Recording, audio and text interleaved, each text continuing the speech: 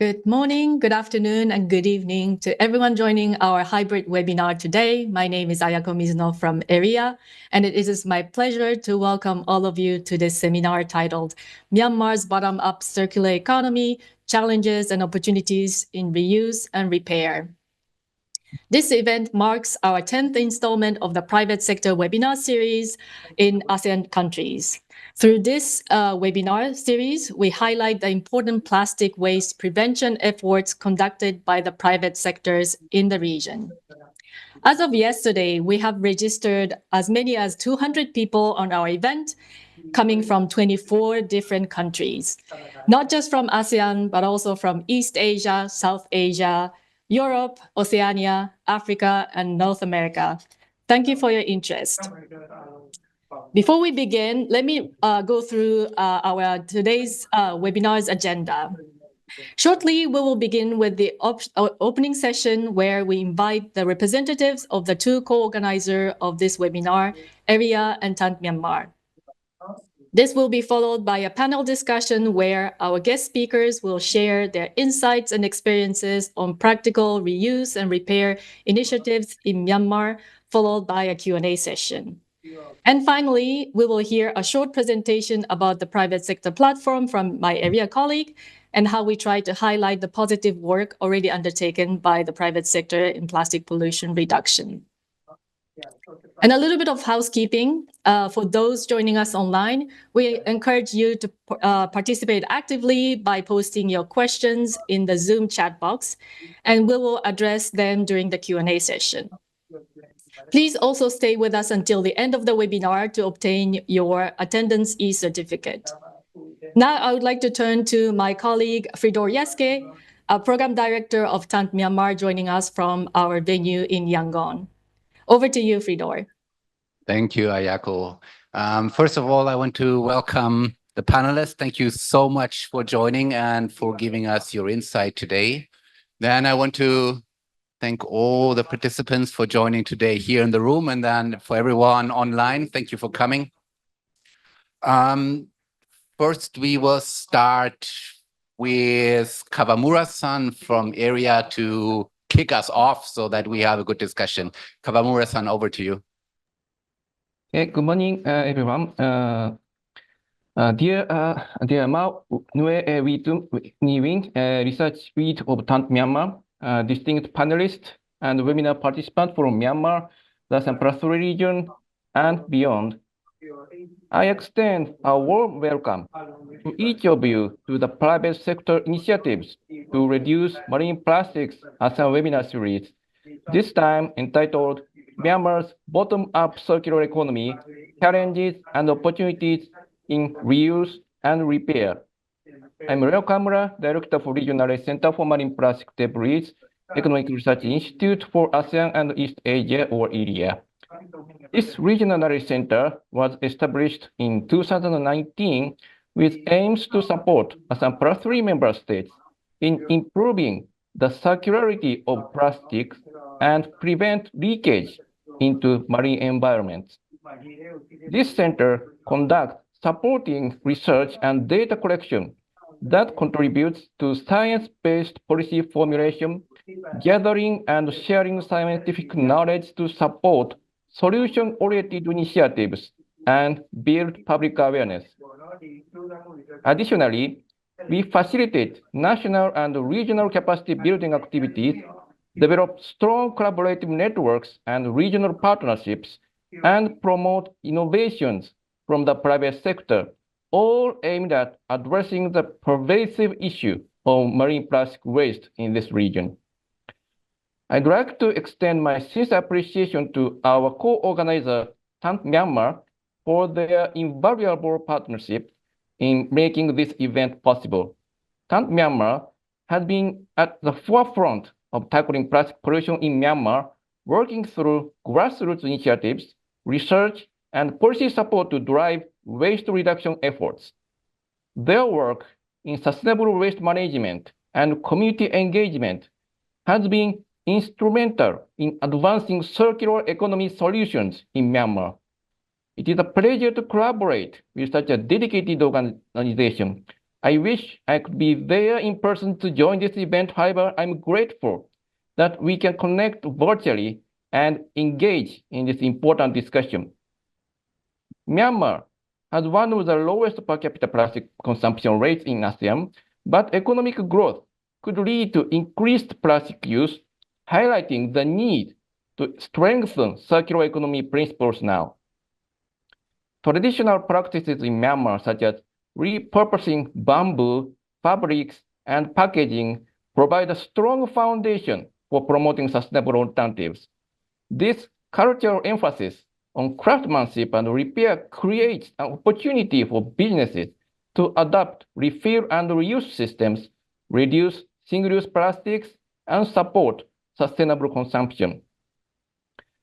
The country's sense of community further supports circular economy solutions with grassroots initiatives, repair cafes, and local recycling programs already in place. Expanding these efforts can foster job creation and increase sustainability. Integrating traditional knowledge on material use and modern innovations could also help create a scalable circular economy. Additionally, social enterprises have significant potential to lead in areas like upcycling, repair services, and consumer education. We support circular economy practices in Myanmar and other Southeast Asian countries through collaborative efforts, knowledge-sharing platforms, and fostering a network of businesses working to tackle plastic pollution. To enhance these efforts, in 2021, we established the Private Sector Platform, or PSP. Given its significant influence in plastic production and circulation, the private sector is one of the most critical stakeholders in identifying comprehensive solutions to plastic waste challenges. This PSP is an online platform available in our website. You can find best practices and innovative actions taken by private sector actors in ASEAN member states, as well as China, Japan, and South Korea. The companies who register to join the PSP can utilize this platform to showcase the products, services, technologies that contribute to plastic waste reduction. The concern about the environmental negative impacts of plastic waste is increasing among many companies, big and small, all over the world. We welcome all companies operating in the ASEAN Plus3 region to join this platform, and we extend warm invitation to private companies in Myanmar to join as well. Please reach out to us. We will highlight your company's contributions to addressing plastic pollution in this region. Today's discussion will focus on how Myanmar can establish a resource-efficient economy with an emphasis on how reuse and repair practices contribute to reducing plastic waste. Our esteemed panelists, including leading companies and experts from Myanmar, will share insights on the opportunities, challenges, and innovative solutions for implementing circular economy principles and promoting sustainability. First, we have Ma Wei-Wei-Mong from Venus Skin Lux, who will share her experience in piloting refill models as an alternative to sachets, a significant step towards reducing single-use plastics in the beauty industry. Ma Myo-Myo-Mo, Managing Director of Eco Bottles Recycle Services Company, will share insights into her company's work in promoting sustainable recycling practices and reducing plastic waste through the reuse of recycled bottles. We will also hear from U Nue-Tung of Genius Coffee, who will discuss the challenges and opportunities in addressing plastic waste in the food and beverage sector. Additionally, Ma Nira-Tung, an independent consultant, will provide insights from her research and consumer behavior towards reuse and repair practices. Finally, Mr. Fridol Yasuke, a program director of Thant Myanmar, will offer a broader perspective on how community-led initiatives and policy efforts can support Myanmar's transition towards a more circular economy. Let me conclude my speech by reiterating my gratitude to all our esteemed speakers, partners, and participants for joining us today. I encourage all participants to actively engage in today's discussion. Please post your questions in the chat box. The speakers will be happy to address them during the Q&A session. I'm looking forward to hearing valuable insights that can guide our efforts toward a more circular and sustainable future. Thank you for your attention. Thank you, Kawamura-san, for the opening remarks and already introducing our panelists to a certain extent. So we talked today about reuse and repair, and that is for everyone who is working before on plastic, a rather new topic. So everyone, we started mostly on plastic pollution, on research, and then working with waste pickers and with communities. So it was like a little bit a journey about how actually we reach to the point of reuse and repair. So I will hand over to my colleague Nguyen to a little bit share what Thant Myanmar, how we moved along the way over the last 7 years of operation. And then we dive directly in to understand what really is happening on the ground on reuse and repair. Nguyen, over to you. Thank you. Yeah, good morning, everyone, and welcome to our panel discussion on the bottom-up circular economy in Myanmar. So actually, we, Thant Myanmar, have been working in the sector of waste management as an activist organization to, our intention is actually to eliminate plastic pollution in Myanmar, in the country. So we actually are working in different sectors, or let's say like from different angles, holistically, like we work also in research for related to plastics and also waste in the country. We do lots of waste auditing. We also have other like stakeholder surveys and interviews and all these things. So to better understand what's happening in the Myanmar plastics and related waste management system in the country. So we do lots of this research. On the other hand, we also are like trying to, we are also raising awareness to different sector, including private sector, and also to community level, to grassroots community as well, including like a hotel and tourism, and also producers. We have been dealing with them and trying to work with them for reducing circulating plastics and also eliminating plastic pollution in the country. So after that, while working on that at the same time, on the upstream, we also are working at the downstream level together with waste picker, and also we work with all the community, like grassroots community of villages, rural area, for setting up waste management system, because all these pollutions are also more or less relating to these setups as well. So we are also working with these this rural community and also grassroots community of waste pickers as well in urban area. So they actually are also one of the frontline fighters for reducing plastic pollution in the country. After that, now we are like not only working on the upstream and also in the downstream, we also are now trying to work and scale up our activities in the midstream of reuse and repair. Because now, for that, we actually did a lot of study in the sector, and we found out like it's actually, and also we already know most of us are here, all are Burmese. We already know that this sector is actually a deep-rooted sector in our country. So like due to our country economy, isolating economy in the past as well, it's actually creating and forcing us a lot to reuse and repair. So yeah, so this is actually not something new to us. It's already been happening on the ground in every corner of the country. So we already know this. But now with all this plastic pollution and with all this problem in the country, we actually need to scale up this sector. So we delve into the sector in our study, and it's found out like this reuse and repair, it's actually also benefiting to our economy. Like it is only in Yangon, it is actually providing the job opportunity to 440,000 people alone in Yangon, with more 5,000 in recycling sector as well. So it is like actually benefiting social and also economic as well to our country. So Now, through our specialists and panel discussion, through our specialists and also private sector practitioner, you will, I think, be able to learn the insight of this sector, what's happening and what we are going through, and what are our problems, and how we can scale up in this sector. Thank you, everyone. Thank you, Winnie. So in that regards, we will move forward to the panel discussion and see, or maybe shortly for everyone, my name is Frido. I give a short introduction to myself as well.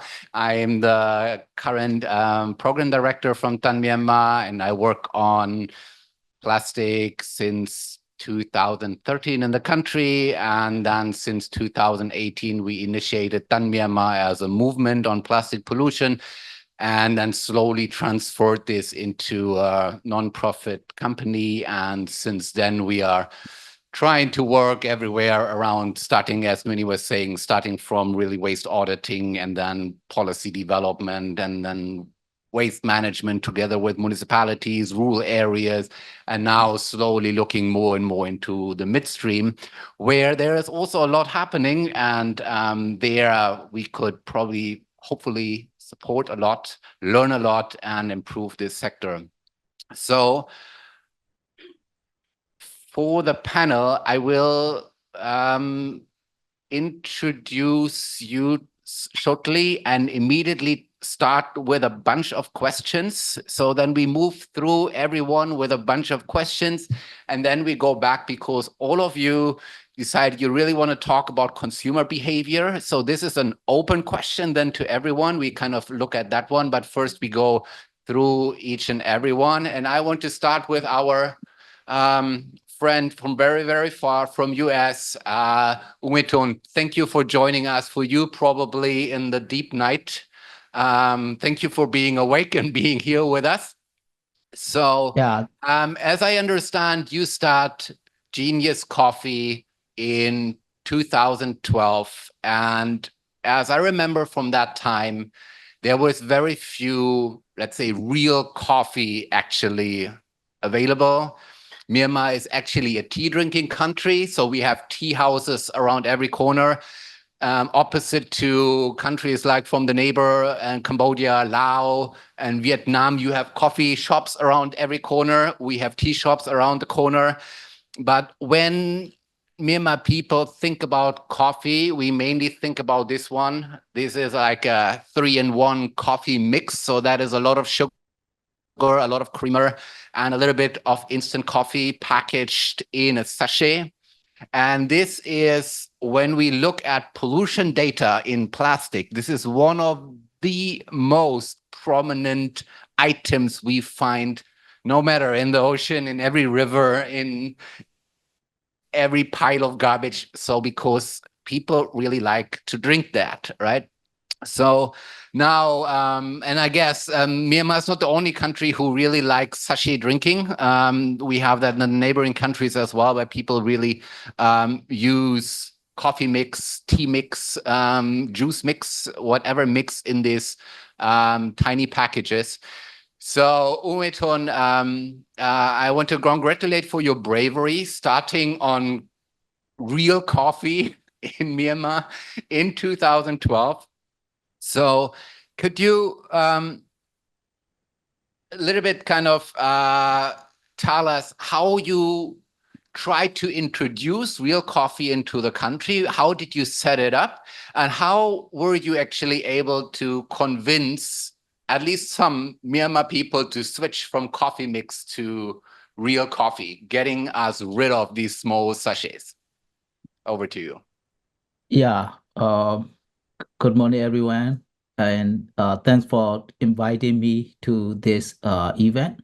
I'm really glad that we are having this opportunity to share about our story, especially in 2012. Yes, you are right. Lots of sachet coffee culture in our country. So we try to introduce about our coffee firstly in event, something like this. So most of the people are drinking tea or the sachet in the event. Then we introduce about our coffee to the event and also the crowded area. something like market or the sport event, religious event, so many ceremony we try to introduce about our coffee to the participant. So we also introduce about the awareness of the real coffee. At the same time, we also introduce about that. You may see about our packaging. We are environmental friendly, and also we also introduce about that reuse culture in our shop, starting from our business. So we aware about that environmental impact and also the bad habits of the sachet. So then we start with the event shop.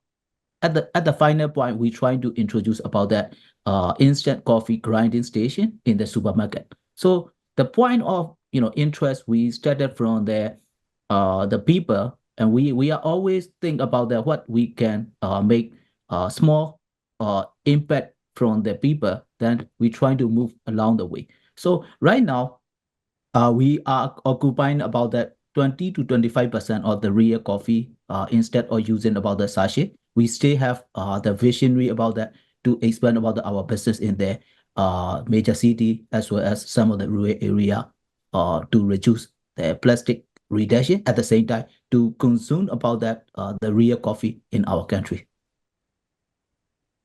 Thank you, Onitun. I have already follow-up. So now when we talk about real coffee, you talk about high quality Arabica coffee.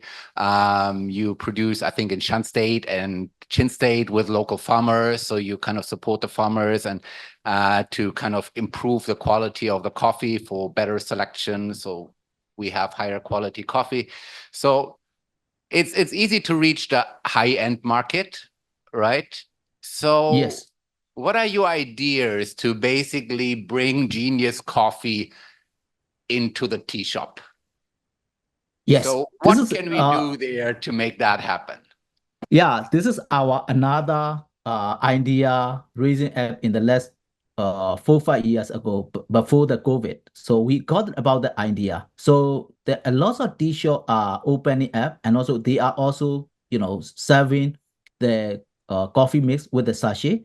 So we are trying to support about that the 1 kg bag, so that can be reusable, and also that bag where we transportation up to the rural area.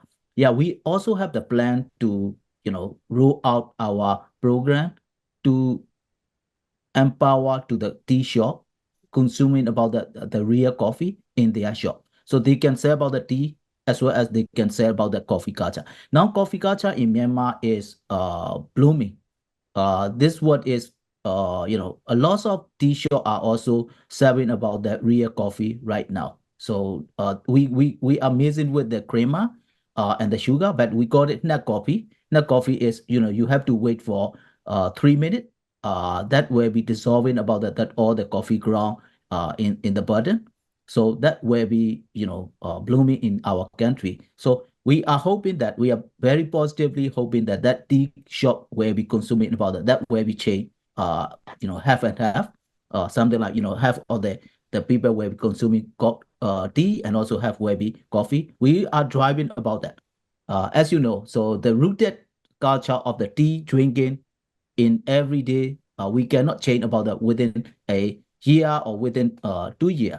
So we are trying to think about that. And also there are lots of head consciousness are happening now. So they are reducing about the sugar and the milk. So that will be our opportunity for the coffee industry. And also we are not just only about that making that changes in the major city and the metropolitan. We are also changing about that some of the area, especially in rural, and also the grassroots level. We are trying to think about that consuming the real coffee and the non-sachet reusable packaging in their consuming.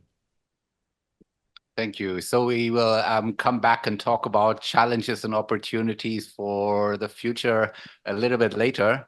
Okay. So we would be very happy to kind of whatever we can do and help and support to see whatever it can be done to reduce the amount of these kind of single-use plastic package sachets, to see how we can change the system and the behavior of the people to move more to more sustainable consumption.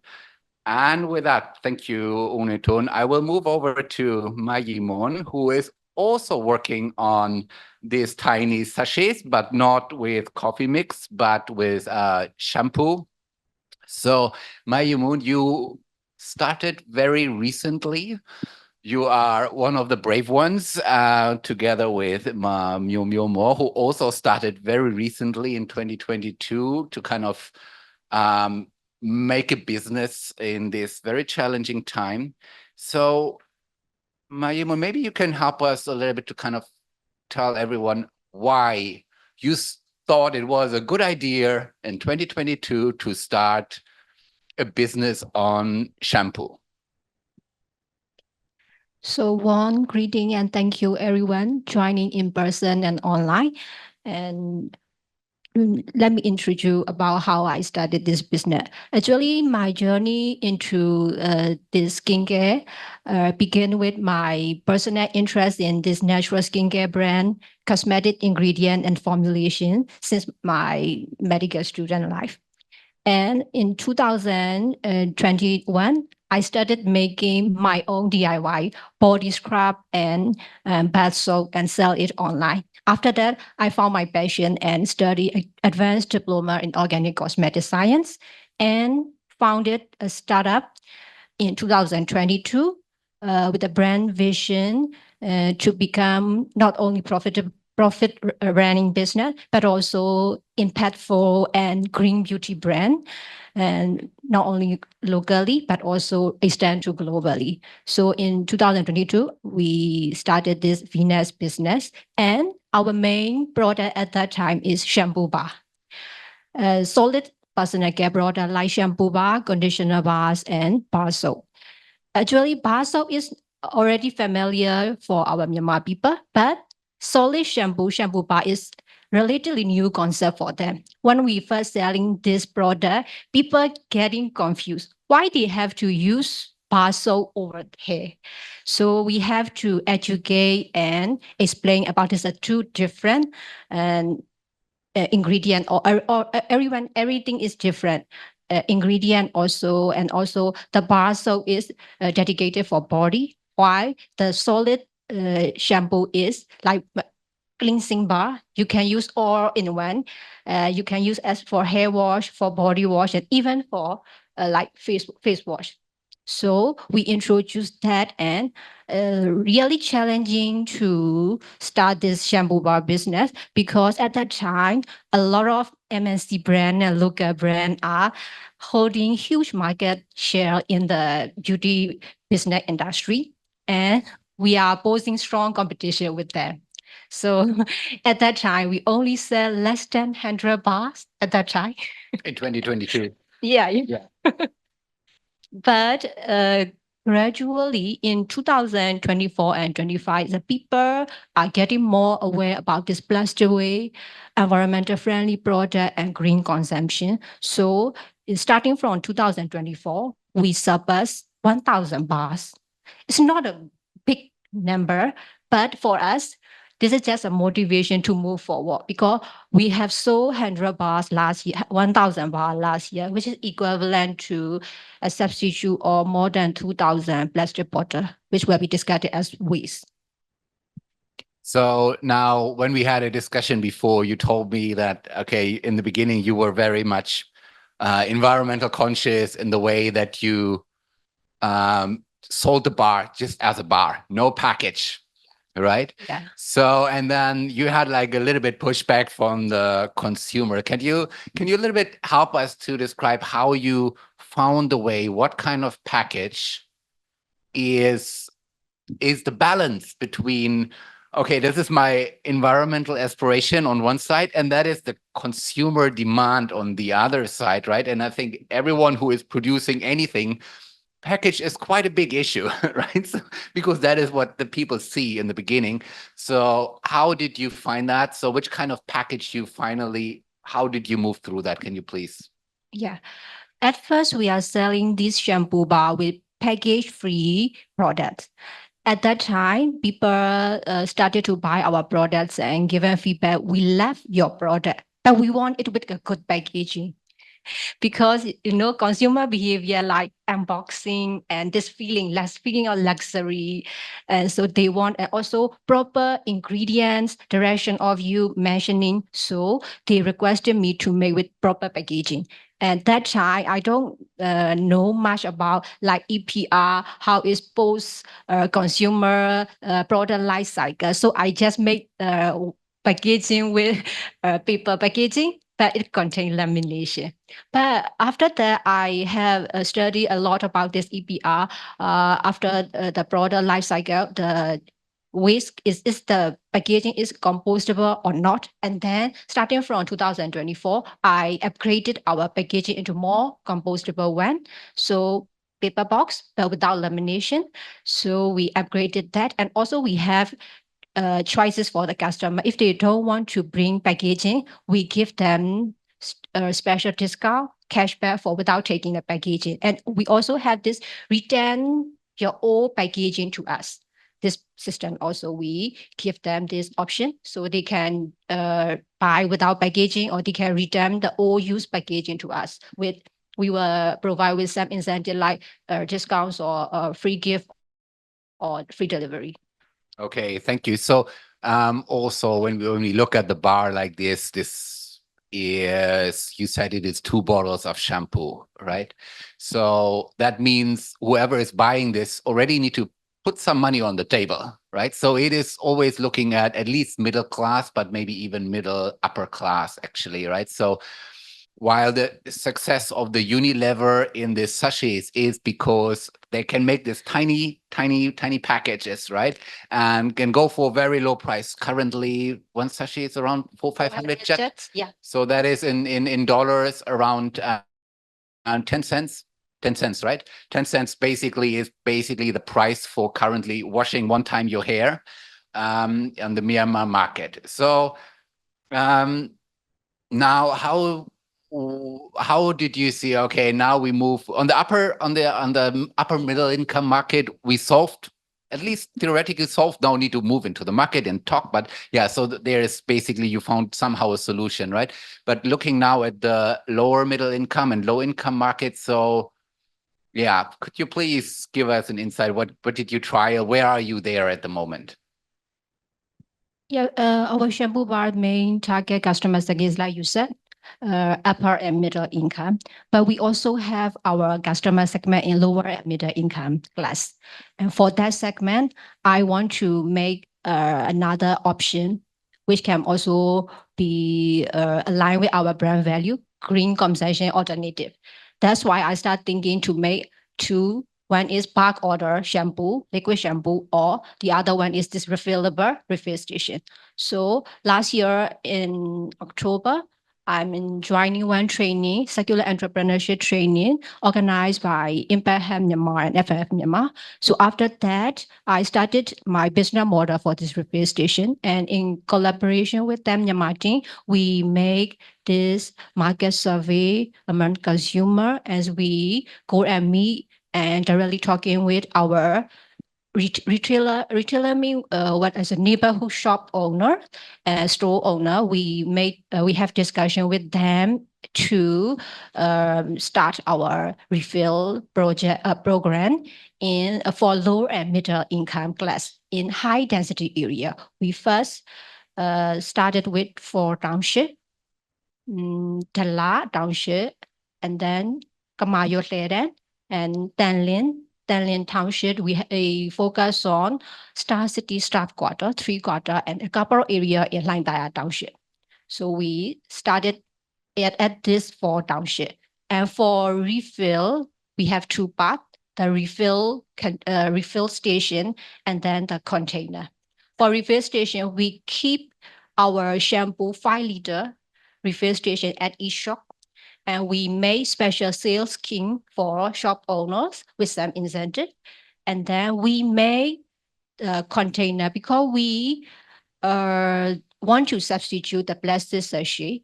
So for substitution the plastic sachet, we need a container for refillable option. So these are actually the energy drink bottle. We collect this energy drink bottle from the junk shop and properly sanitize and use as a container to make refill.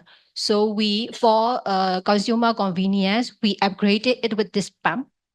So this pump, and also we made this measurement from 10 mil to 100 mil. So when comparing the price, the upfront cost of this 100 ml bottle seem a little bit higher comparing to 10 individual plastic shampoo sachet. So we made that flexible pricing with measurement. So when the consumer come and buy, they can purchase any amount they want and pay accordingly, stay within their budget. Show it into the camera. Okay. Other way around? Yeah. I don't know. You Yeah, can see it the really. measurement is here. I think a little bit blur. Yeah, a little bit. Far away. So there is a measuring tape, so that people can come with a bottle Come with the water and then and easily refill any amount they and actually. pay accordingly as still within their budget. So Right. the control is on the customer side. They Right. can buy as much as they want and pay accordingly. Yeah. Okay, thank you. So we talk about challenges and opportunities and the next step for the future. Then I want to move onward from FMCG, so from product to package itself. And I want to welcome. Thank you. Myo. Thank you so much for being here. I actually visited you yesterday, and I see a huge amount of bottles. So now you see them on the screen as well. So yes. You also were one of these ones who started lately. So somehow there is an opportunity to work actually on reuse, refill, or local production in this current time. So for you, the same question. Why do you start a refill bottle cleaning business in this time? Okay. First of all, thank you for inviting to this event, and I'm really glad to be a part of this event. And I was so interested what Gong Wei Tong is saying and what Mayimon is saying. Even after listening to Mayimon, I got some idea of, okay, what I can do next and what we can collaborate each other. So let me introduce myself first. Currently, I am given a two service. The first one is Clean Pro, which is given a deep professional cleaning service in all over the Myanmar.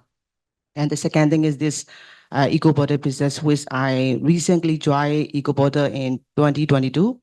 And you are asking this question, why I am in this business is, to be very honest, it's not about me that this is environmental or this is, like a recycle business. I'm so interested. It's not like that.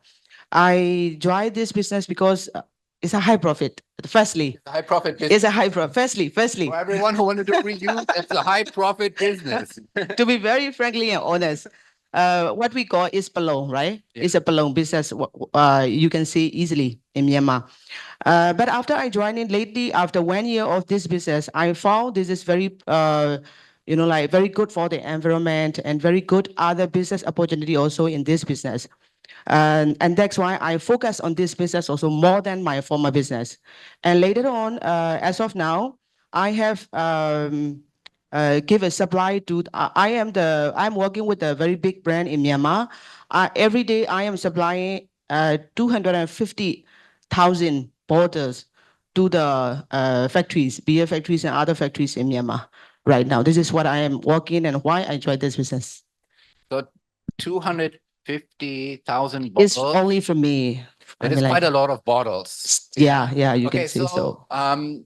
How you said palong for everyone? These are basically palong is actually old things, right? Yeah. So it's the direct translation, but that refers basically to the waste picker system, who is then extracting anything valuable from the waste stream or from the shops, and then basically bring it back either to the recycling or then to the reuse. Can you maybe in detail, right? So let's say I am somewhere in Shan State in a village. I'm sitting in a beer shop. Okay. I have my Tiger beer. So I finished drinking that beer. And then what happened with this bottle? Okay, as I said, as you mentioned, there are some, every city and every township, there's a many junk shop, Yeah. local junk shop, called Palong shop, right? Yeah. So they collected, there are many members who are also participating in this process.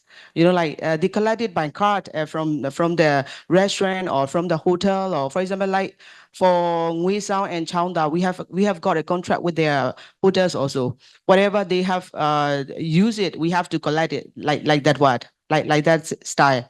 So after you drink your beer bottle in the Taomji also, one of our Palong people will come and collect it from that shop. I mean, like after that, they pack it according to the size. At that time, it's not by the brand. Firstly, they collect it and they pack it according to the size, like 600 millimeter or 300 millimeter or something. And then there are two options for them. Are they going to send to our main representative in each city, or we have to go and collect it because the price is different in there. So after we collected our rep in every city, we have our rep in every city, our representative, and then they send it back to our main city like Mandalay or Yangon. In that way, we do. So that when we see all these, let's say, Yeah. these larger bags, Yeah. so these, when they come back, they do not come in crates, right? Yeah, they do not come in in, crate. they come in bags, Right. So Myanmar roads are not very good, right? So Yes, it's very right. bumpy. Yes. You don't lose a lot of glass bottles there? It's not like that. In one pack, there are 50 bottle in it. It's a standard size. Yeah. 50 bottle in it. Maybe 5 packs, you will see 1 or 2 bottle only reject, because we all are very professional. Our workers are also professional. We know how to fix it up in the track, Yeah. not to get like reject or defect in the track. So Okay. in that way, we reduce our reject rate also. But of course, we still having a problem with the quality control matters.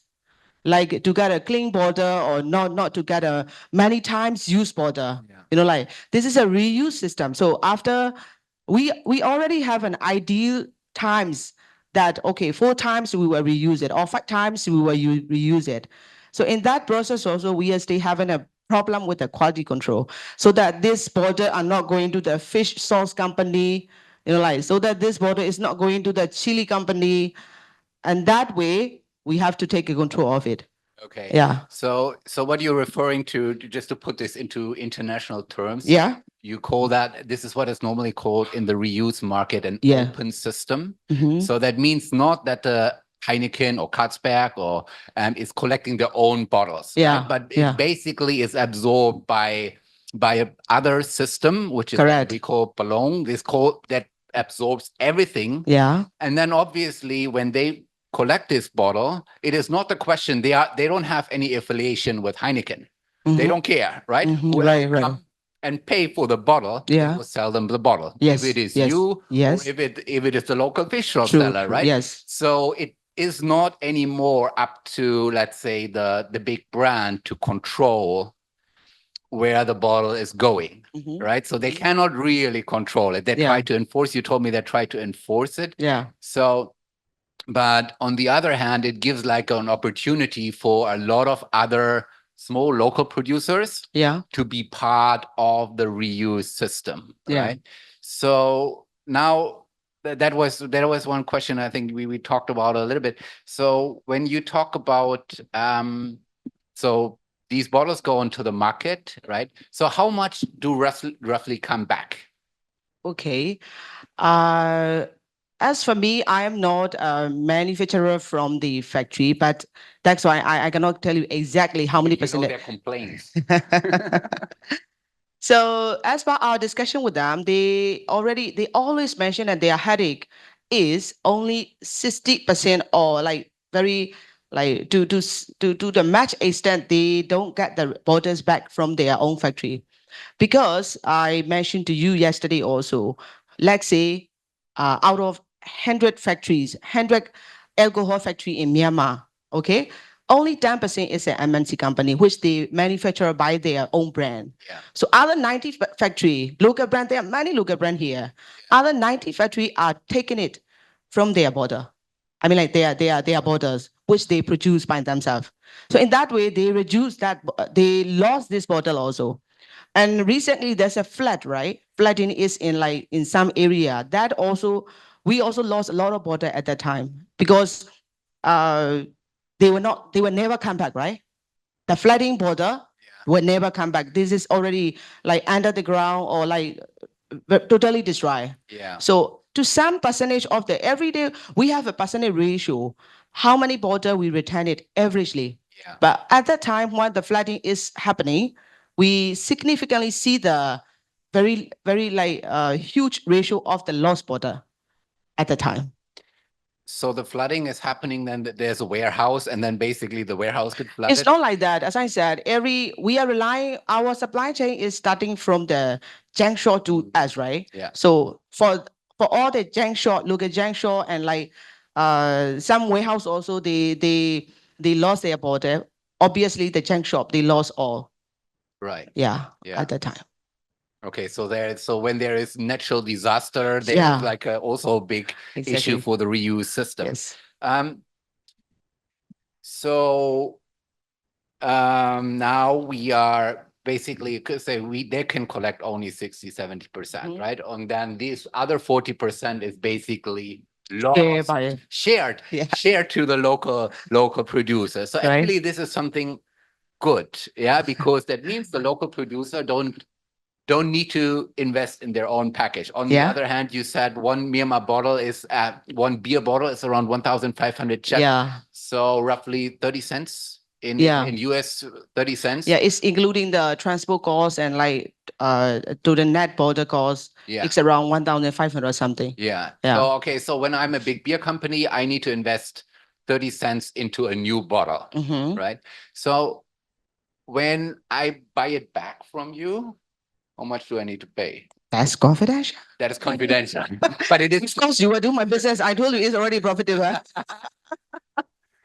okay, but it is less than 1,000. Yeah, of course, of right? course. Okay, so for me, it's basically I've one time I need to invest Uh-huh. into the large amount of package, and then Okay. basically while I can operate through this Palong system, I then basically can reduce my cost by, let's say, 80% or something. 90. I will not. Okay, okay. I will not push you on that. Yeah. Okay, so when we compare the two, right? So we have also in our guest someone from Coca-Cola there. They Okay. operate a closed system, right? So they Okay. collect their own bottles back. So when you compare the two, what do you think is working better, or is more cost? No. Let's say, what is more cost effective? See, if you buy a new bottle from import, I mean, right? Import from the abroad, it will cost you to some amount. But even the factories also, they have their standard ratio, how many times they will reuse the bottle. Yeah. That's a key point actually. If the more they can reuse it, the more they can reuse it, the cost effective they got it. I mean, Right, sure. yeah, for example, if they can reuse for 5 times, of course, that's why every factory also, they have the percentage ratio. How many percent they will import, I mean, they will use a new bottle, and how many percent they will use a reuse bottle.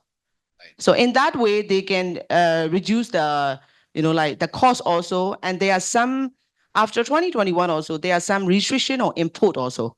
Import restriction, electricity problem, labor problem. In that way, they rely on more reused bottle glass. So for us also, we also have a challenge as a supplier to reach their target. Okay, every day I want this bottle amount. Or every day I want, this factory also, they have their expectation of the ratio. This factory also, they have their expectation. Yeah. So we also have our challenges in getting the quality back as per the targeted unit. Yeah. Yeah. So you have the problem by not getting enough back, right? You can say so. Yeah. So they want more of your refill Yeah, bottles. yeah, of course. But then it's not always possible to Yeah. get them back because they are lost on the local market. Yeah, So that would be the advantage of the closed system, because you can control yeah, from down to the Yeah. tea shop or whatever, or beer shop, to get back your bottle, right? Yes. But on the other hand, I guess the open system might be cheaper than the closed system. You have any? there? Open system, what do you mean? Open system is like you operating, so you don't collect from one brand, not the brand owner collecting. Yes, from yes, the yes. bottle, but That's what I discussed with my team also after I meet with you yesterday. Like what I can as of now, I am focusing only on the some MNC factories, beer factories and alcohol factory. I'm focusing only on that, but we are now planning to collect all types of the. That's why after I listen, after Mayimo saying, after seeing all this product actually we reject it. We don't accept it. We don't buy it. I mean, Right. but now we have a market. maybe small market. No, I mean, look, like this kind of idea, you know, like which we are not 200,000 of it. So anyway, something is gonna happen, and something we can do it, and something we found rather than focusing on a very very tight and very competitive market, we should think about other way also. You know, like for the local producer also. Anyway, we have an opportunity, and we are able to do it. We are able to do it. We can collect all types of the collects, and maybe all the buyer we can spread to them. That also we can do it. So if you say open in this case, yes, open is better. Open is better. Yeah. Although you maybe lose some on the way, but you also support. Community support. Yeah, that's what. Look, under the name of community support. Your CSR, your reuse activity is your CSR activity. Yeah. Maybe we talk to Heineken about this afterwards. Okay. Thank you. Thank you. Let's move over to Manila. So you are working as a business consultant and really helping grassroots businesses to grow, from farmers to the Myanmar Deaf Chef Association. So, and since now 1 or 2 years, let's say around 2 years, also deep diving into the reuse and repair system. So maybe for more online participants, please roll the time back like 20 years ago when you were young. We all were young. We all were young. So, and then tell us what was the system actually there? How did it work? And what are, let's say, the economical framework, maybe the policy framework, let's say, that enables this kind of system? So before 2010, right, when we were young.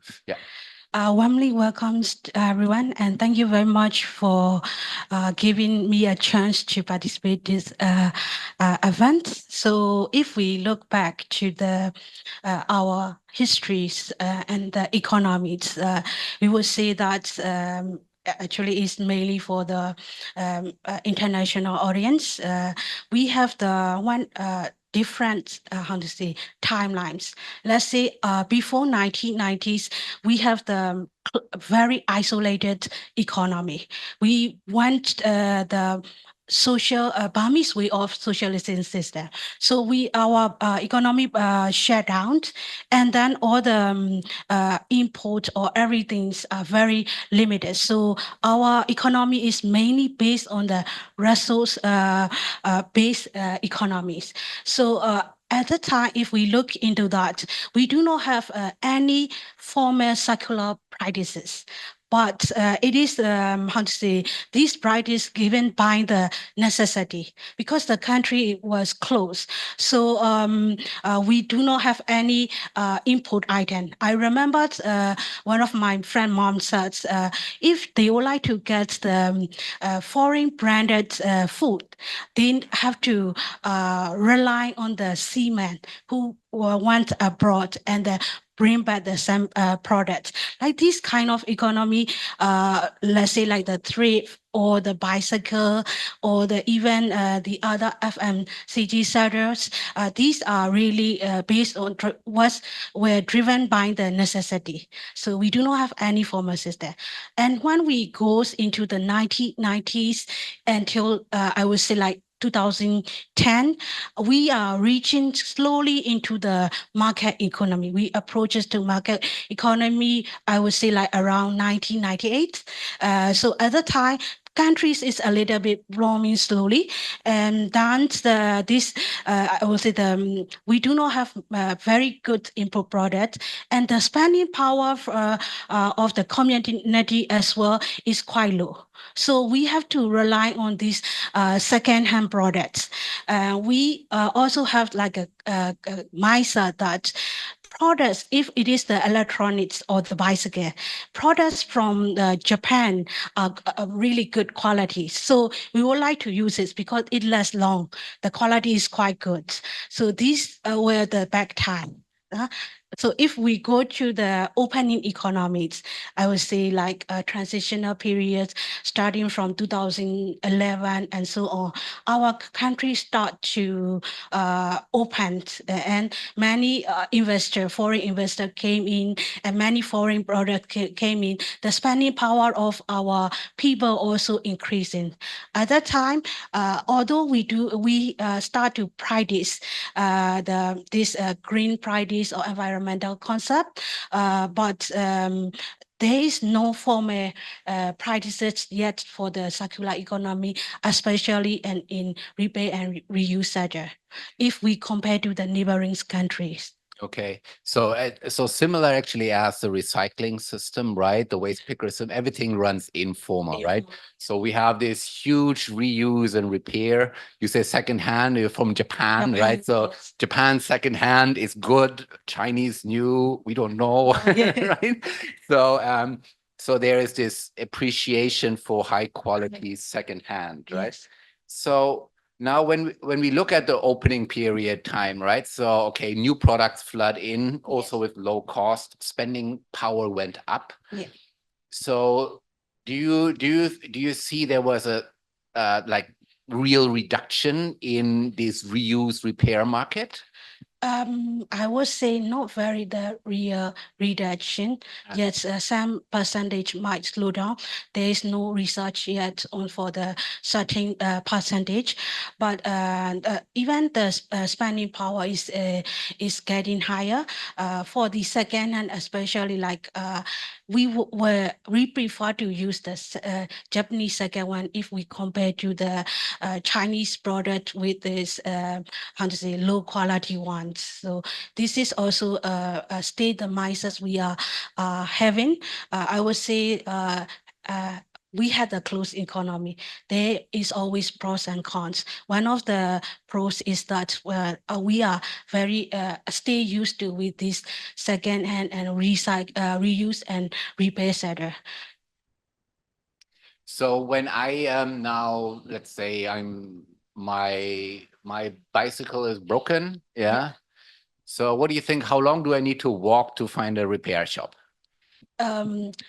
It depends on your area, but Okay, I would say say like downtown center. at least like 30 minutes. You have to 30 minutes or 1 hour you have to spend on it, and No, to find one. Yeah, to find the repair or Yeah. How far do I need to walk? Now my bicycle is broken. I cannot drive anymore. Yeah. So I need to kind of go and find a repair shop. How long do I need to walk? At least like 1 hour you have to walk. It depends on the area, I would say, because if you are living in the downtown area, it will be quite different, because in the downtown area, many people use the vehicle and motor vehicles. So we would say that the bicycle repairs are slowly dying. But if you look at into the other, how to say, the country pre-urban area, you might see a little bit, how to say, frequent than the other. Okay, so when I move more peri-urban, I find more actually repair shops. Yeah. So when my phone is broken, how long do I need to walk in downtown? 5 minutes, 10 minutes?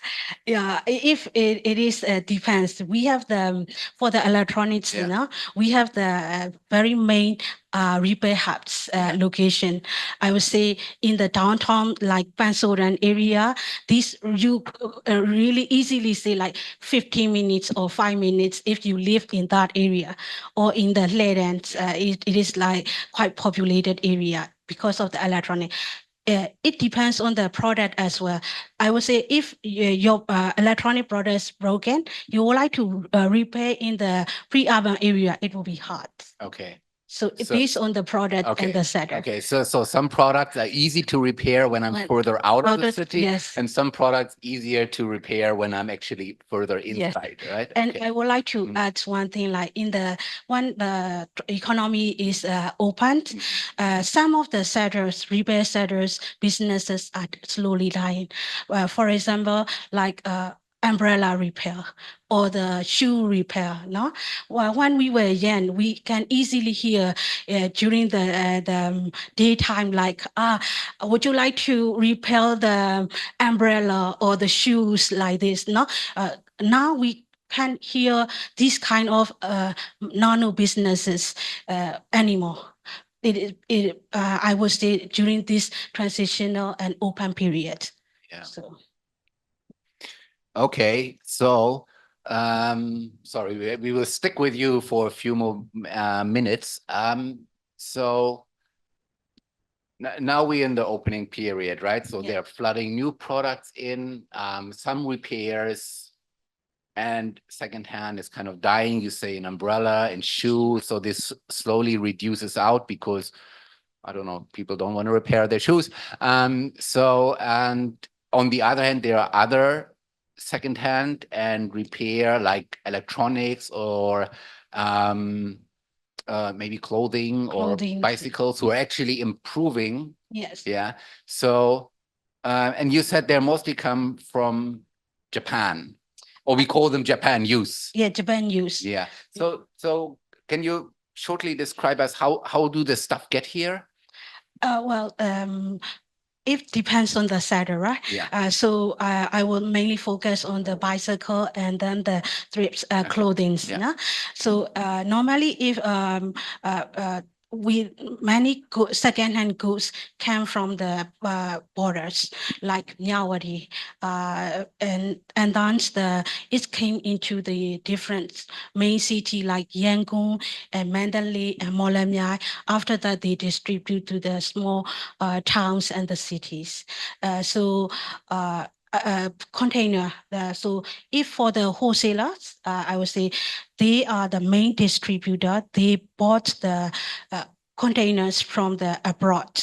I would say in that container, maybe it will include the bicycles or the thrifts from the clothing.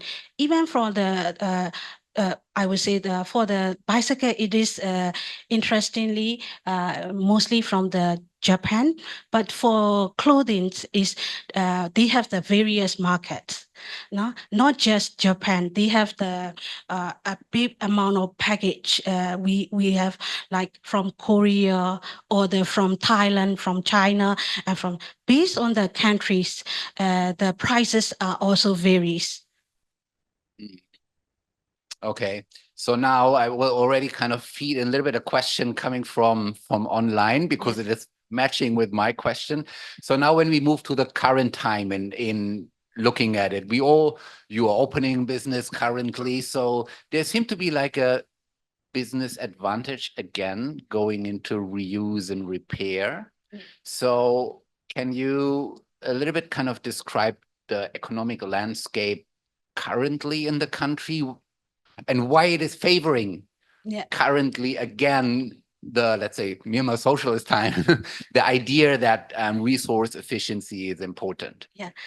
Now everybody knows that our country is facing many challenges, and especially like many foreign investors went out and spending power of the peoples are getting low, like back to the 2000, I would say like 90s. No, so that this spending power is quite low, and then to get the new products go through from the borders, they have to pass through the conflicted areas. So that from the logistic point of view as well, it is not easy to get into the main city, and sometimes it really completely shut down and it's delayed. And many these sector businesses are facing. So to reach to the main city, they have to find the different routes to get into the city. That make the business to get more cost into it. At the same time, for the consumer side, these products are new or the second hand. Everybody is struggling at the new product into the getting into the country. So people are starting to use, okay, if you would like, if your phone is broken, you will easily would like to buy the new one with instruments or the catch in hand. But now they have to think about it. The country is not stable. The spending power is low. So instead, why not we repair it? It will reduce the cost, and also the it is efficiently can use anyway, because if in between the raw material costs or the other costs are getting higher, the prices also get high. So people start to think about this repair and reuse thinking and use back into the 90s time. Okay, so you want to suggest as a policy recommendation to other countries, make your population poor? When they are poor, they are reusing and repairing. We talk about say that, but every cloud has silver lining. So I would say like there is also a challenge and also opportunities. No? Okay. So when the country is closed again, we have to think about what we can prepare for it when they open again. How can we ethically improve our economy? This is one of the main things we can look into it after that. Okay. So we talk about future policies, how people can be not poor and still Yes. actually be part of the circular economy and reuse and repair. Then I want to, since I get a little bit more time to speak myself before handing over the questions actually to participants, I want to go back to Onwetun. So thank you bearing with us. So we want to talk more about consumer behavior, right? So as now Nila was mentioning, it is easy to change the behavior when people are forced to change because they don't have enough money or the product is not even available on the market, right? So then obviously it is easy, and Myanmar has long experience how to do that, right? So, but when we look into the future and for how do we get actually citizens, or let's say our society, to appreciate these, let's say, best practices from an environmental perspective, that they are keeping it as a mainstream practice, even if the country will open again. So what is your take on this? What could be done? How could we work with the community societies to actually move forward there? Yeah, very good question. So we always think about that, not in this situation, that where we change sooner or later. So I always look for the next 5 to 10 years. So what will be happen? And also we have running about the overseas company in Singapore and Cambodia, even in the US. So we always think about that we can do about some of the practices in the circular economy in our country. Not just only about that. I'm inspiring about that the luxury shampoos and some of the product now consuming in our country. We also have some behavior changes issues, and also we also have that spending power issues and also infrastructure issue. But we are the business people. We have to run about our business, whatever existed, and also we always think about the best political, economic, and also social and technology. So in this case, we are trying to make about the so many parallel products, not just only for the upper and middle class. We also think about that grassroots product. You mentioned about that. We are looking for the opportunity to sell our coffee in tea shop, as well as we are also thinking about that some of the grocery store and also the distribution center. This is also our channel. And now we are studying about that some of the new product that will not be using about the hot water. So then they do not need about the electricity at home. So that will be dissolving about our coffee at home easily, even in the cold water. So we have to make about the innovation to be compatible and also possible to sell in the market. So I'm not very much about that optimistic about this situation, but we have to run about our business with somehow. So all the time we are thinking about what will be fit into the market and what can be make more impact to the community.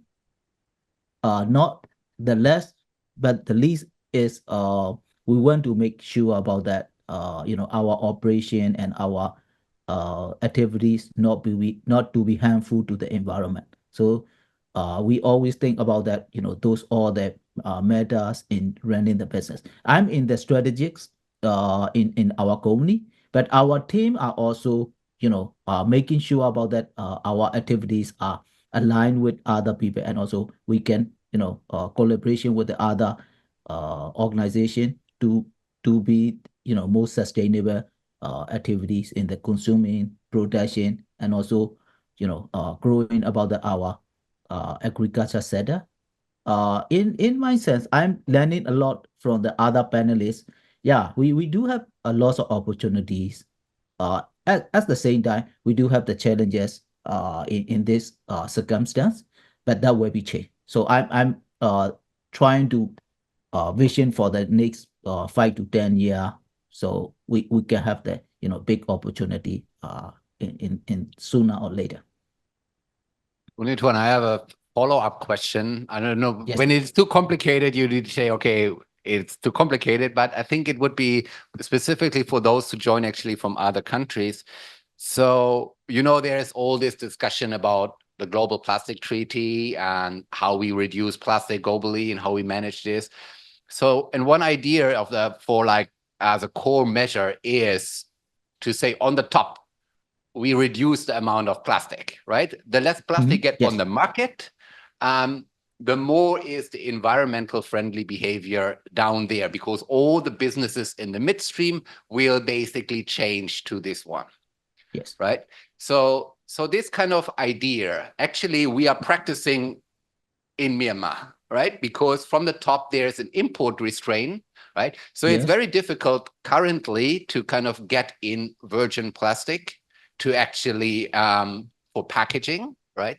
Yes. So do you see, when you also see with competitors and other producers, specifically in FMCG, is there a more consciousness to see, oh shit, we need to basically innovate ourselves to kind of reduce the amount of plastic we are using for our products? You see there is a shift, or it doesn't matter? Yeah, we see a lot. So we are having about that a lot of friends and our the industry, the competitor as well as alliance. We always discuss about how can we survive from this situation, the input constraint and also the transportation issue, the infrastructure issue. How can we make changes about the new product? In the last 2-3 weeks ago, we are having about the new product discussion. I have the discussion with the team. How can we make about that to reduce about the cost, to reduce about that making about the reducing about the barriers, and also how can we disseminate about our product into the several location, more less transportation costs, and also how can we make about that. So in this regards, I'm thinking about that this is the shift. And also all the people aware about that, and also that way we change it into that circular economy. we also are discussing about those, political and also that barrier, how can we solve, and also, but we cannot change the customer behavior easily. So we have to, small changes will be happening, in the new product. That new product will be compatible with the current system. So yes, I'm seeing about the lots of the businesses and also the owners are having about that concern and also that awareness into this. That will be also kinds of the driver to move into the circular economy. Okay, so you would suggest now on the global market, even coming, because there's often an argument from many countries. Yeah, you are a low income country, right? You will need the plastic to develop, right? And that's why you cannot restrict to the low income countries. But you say on the other side, when there is restriction, it actually encourage innovation. Yes. Am I right? Encourage innovation, yes. So it encourage innovation on the local level in low income kind of economies to basically rely maybe partly on systems from the past to move into systems which are very well working. Like here we have the reuse and refill. So you see this is actually happening, right? Yes, correct. Okay, then we hope some global policy leaders are currently listening, that we need good upstream measures in the global plastic treaty so that this becomes like an support mechanism for low income societies to innovate out of this the plastic challenge. Yes. I will actually hand over the same question to Mam Yomo. Yes. So currently, do you see there is a lot of businesses coming to you who maybe before were having PET bottles or they had both, and they say, oh, we need to shift more into the reuse bottles compared to single use. You see this shift currently happening or not? See, I told you I am already in this business for 3 years, and I have done some research also after I met with you yesterday for some things I want to discuss here. See, before 2010, the people are using more on glasses. Yes. More on glasses because there's not many various choices also for the packaging industry, also not very much improved, right? And after that, slowly, like 2016, 17, and later on, people, the packaging industry is improved.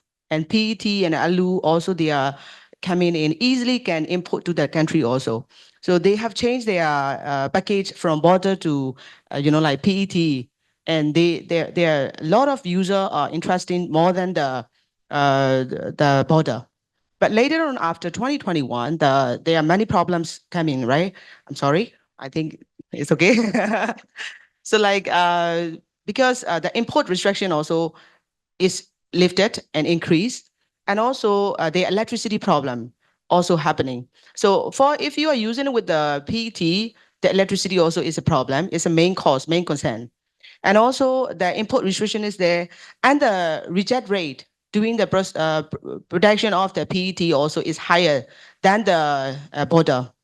That's why, glass border.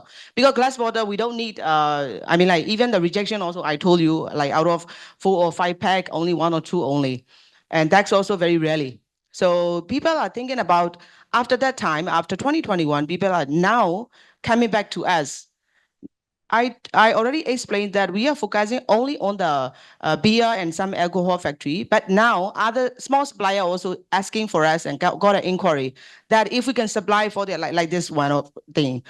So I saw the people are coming more to the border than a PET right now. So you also suggest that the moment where actually there's a restriction on the top on plastic import, it actually improves the business for glass bottles. Yes, exactly. Refill, right? Yes. Okay. So same point there. Thank you. If you need something else, then thank you. Wait, I will add on a question from the participants on this one, and they were asking how many bottles roughly are going through, how many bottles are reused every day? See, I cannot tell exactly how many bottle we use every day because I'm not a factory Yeah. directly which they do the production or manufacturing. For me, as I mentioned, see in the industry, I found around 10 major key player in the industry, around 10 or like less than that group only. So if I am sending alone from my side 250, I am sending it or supply to the factories. Maybe you can easily guess like around 2.5 millions per day. 2.5 million Yeah, bottles. throughout all Myanmar. And that is the one who supplied to the big Yeah, factories. that's the one we supply. Not I'm not so sure about the producing part, right? Manufacturing part. How many bottles they manufacture per day? Right. But we supply, I guess, around 2 million or 2.5. Yeah, Okay. that's a huge number.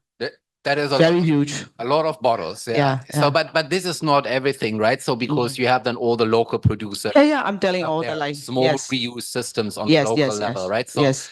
plus this maybe 2.5 million, there might be another whatever, Can 5, 10 or 20. Yeah. We have no idea, right? So Yeah, yeah. it might be bigger, smaller, whatever, right? Yeah. So, but there is this addition of local reuse, refill, which Yes, also happens yes. to this one. Okay. Sorry, one more add-on question coming No from problem. the people to you, and that is on cleaning. So Okay. maybe we put the one picture, you could see it a little bit. So how do you do the sanitation of the bottles? And yeah, See, yeah, this is a cleaning facility. I have around 2 warehouse for the cleaning facility. In a supply chain, as I explained to you, we receive from every city to my warehouse. Then only we started give the and clean border to our cleaning facility. And then, as I am running a cleaning company also, I know how to sanitize the cleaning, the bottle also, by which cleaning solution I should do is the best not to damage the bottle quality also. In that way we do it. But before, this is a manual cleaning. We call this a manual cleaning. And I was thinking of like, what if I can clean it by machinery rather than doing manually? But later on, I found I also have a problem with the electricity. So if I clean by the machinery, I found it will be more, like costly than cleaning them manually. And also the cleanliness cleaned by machine and the cleanliness cleaned by people is different. Cleaned by people is better. better Better. human resources. Yeah, human resources. Yeah.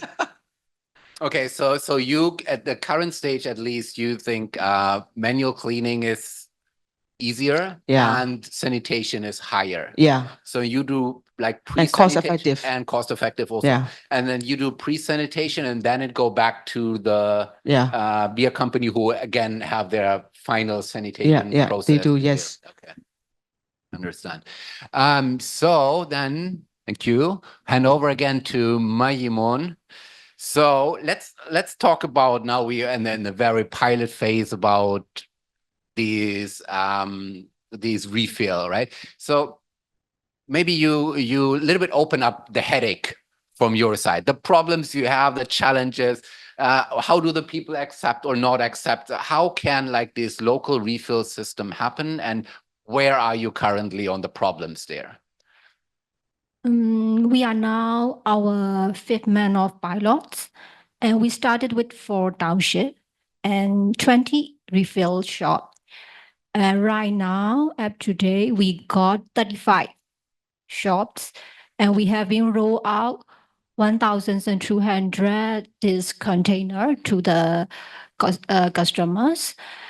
But it's not always smooth sailing at all. We have facing so many challenges and Dive in. difficulties. Give us the challenges. The main challenge is the hardest part, changing the consumer behavior. It's a real big headache for us. Changing what behavior? From single use to reuse? Yes, to changing from this single sachet use to this adopting this refill practice. This is the most difficult part. Because they don't want to bring back the package. They don't want to bring back. They come again, but new container, bottle. please. And then the third time, new container, please. They left at home the old bottles.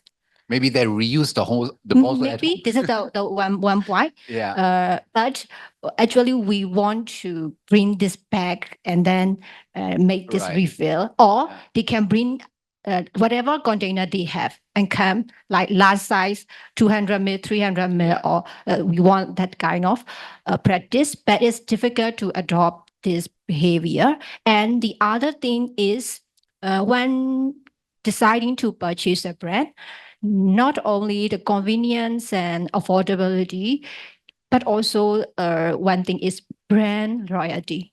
Because there are so many larger and already established brand in the shampoo market, you know, a lot of brand. Yeah.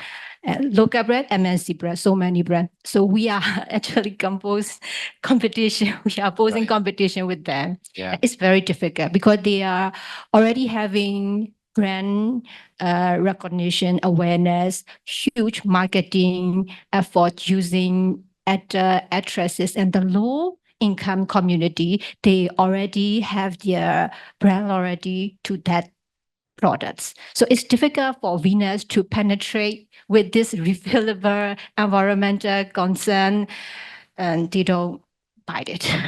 Okay, so a system which actually targets middle to lower middle income to low income market cannot go into low income market because low income market is very much, let's say, following brands which they recognize on social media or influencers who promoting a brand, or how does it work? For low income market, they think about two things. One is cost, budget, and the other thing is the one you mentioned, The brand. the brand itself. Yeah. Or what weighs more, the cost or the brand? The brand. The brand. Finally, after 5 months of our bylaw, we found out the main barrier is the brand. Okay. So even if you reduce further the cost, it didn't work. They will We're stick still to the buying brand. the brand they previously using. So this is hard work. Hard work. Because we have to use push strategy for them. Right. Buy, please buy. We have this. We will lower the budget, but they didn't interested anymore. Right. Okay. So do you think there is a way to kind of include other producers into the system so that it can be growing, or you think there is no interest from others? Maybe not in Unilever yet, because Unilever I know is very stubborn when it comes to things like this, but maybe there are other brands who might be willing. Because this bylaw is not totally affiliate, because it's still ongoing. Because we got more shop joining this network, and we also have more customer, repeat customer in some area. So if we are collaborating with other brands, not big brand, like same local brand as Vina, we can create a more collaborated effort to sustain this refill network and adopting this refill practice in the future. So when you look at basically so there are multiple links, right? So there's a customer, there's a shop, and there's the brand, right? So when you look at the shop, how important are they? So these are for those who are not in the country, we are talking about these tiny little neighborhood shops, which are at every little corner and they sell anything. So how important are they to make this kind of campaign actually successful?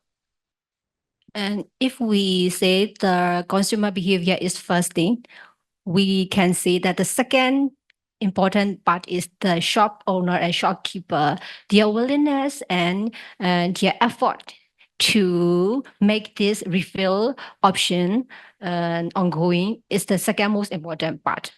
Because the more shop owners and shopkeepers are willing to sell that and show this option to the consumer, the more sales is currently happening in our side.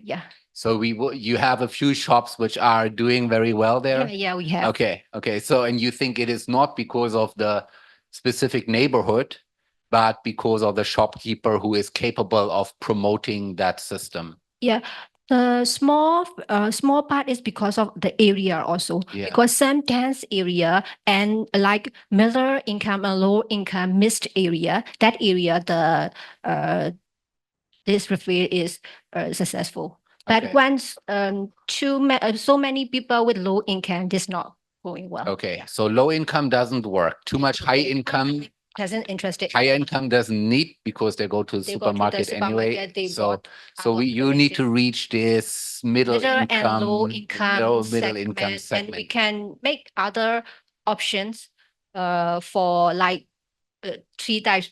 We have the par diet for like high and middle, Yeah. and the budget diet for this low and middle income, and the the middle ground with the premium but the liquid diet. So we can offer 3 different options for all that issues. Later, I'm planning. Okay, thank you. So last question from my side, then I'll see already we have decent amount. So, dear Nila, let's talk about the future, right? So from your side, what could be done to actually make this very good practice, very traditional, very strong, very old practice about reuse and repair for consumer goods, which we see all over the country, and where we have already the experience. It was very strong. Then it was going down a little bit because we see, okay, there's a lot of new products coming in and people have more buying power. Now buying power goes down, import goes down. So we see an increase again in reuse and repair. So what do you think are actually the future options? Well, what could we do on this one to sustain this practice of reuse and repair? Okay, if actually this question is a bit, how to say, the broad to explain about that. But if we look into that, I would say preparation times, and then when the country is open, how to sustain it. So currently, when we do the research, many MSMEs on repair and reuse businesses are facing challenges, especially like they do not have much challenge in the human resource, but they have the challenge in, I would say, like spare parts or the logistic issues, and that's the inflation problems, and these kind of challenges they are facing. So for that, there is how to say, the approach and model we should use to prepare for the opening time. For example, like if we would like to promote the repair businesses, they are for the bicycle sector, I would say, they are really the nano businesses. Individual repairers are surviving on the streets. So why not if we would like to change the system, we have to go dig into the grassroots level. So for those grassroots level, we have to use the, how to say, the collective approach together, then how to increase their capacities for the repair businesses. At the same time, we have seen about the consumer behavior as well. We have to educate the consumer that how it is really providing the positive impact into not only to the economy, but also the environmental as well. And for them, it's also very, how to say, resource efficient as well. If I would say, if we go to a little bit far to the micro business level, which is like they are having like 10 or the 9 of employees running these businesses, we have to promote that in our country, not for the repair and the reuse business facing the challenge. All the micro and the nano SMEs are facing these challenges. So we have to think about not just the behavior change, also the policy level. We have to prepare for it. How can you encourage this business to sustain into it? Now everybody is talking about the cost, right? So for the businesses, of course, they even they have the social minded, they would like to, they work for the profit. No, so at least a small margin of the profit or the bigger margin of the profit, it is only different. No, to encourage these people with the social-minded businesses, we need to implement the proper policies. No, for the policy makers, really important because sometimes we really want to grow our economy, and we forget about what are the positive things when we are having this closed economy. So when you do the policy as well, we need to relearn about the traditional practice, and by maintaining the good traditional practice, and then make the strategy and implement for this nano and the micro business will be helpful to sustain our businesses as well. Okay, so you say before we go to policy and thinking about all this one, we Yes. should actually, let's say, currently focus on the sector itself and see, okay, how we can promote business, encourage cooperation Yes. between them, improve their skills, so that basically there's a higher acceptance also from From customers the customer side, to rely on the second-hand and the repair sector, right? Yes. Yeah, okay. And we could link this one into the social business approach. Yeah. So for the nano business, what we are doing is for the bicycle repair, we provide the repair capacity training to them. When we start going on the streets and talk with the bicycle repairers, they think, we don't need any capacity training, repair training. We are the repair. We know already the how to repair the bicycle. No? Then we encourage, and there's a few people came in to our training, and they really think that very useful for them because the models are different and so on. After that, we make a repair groups.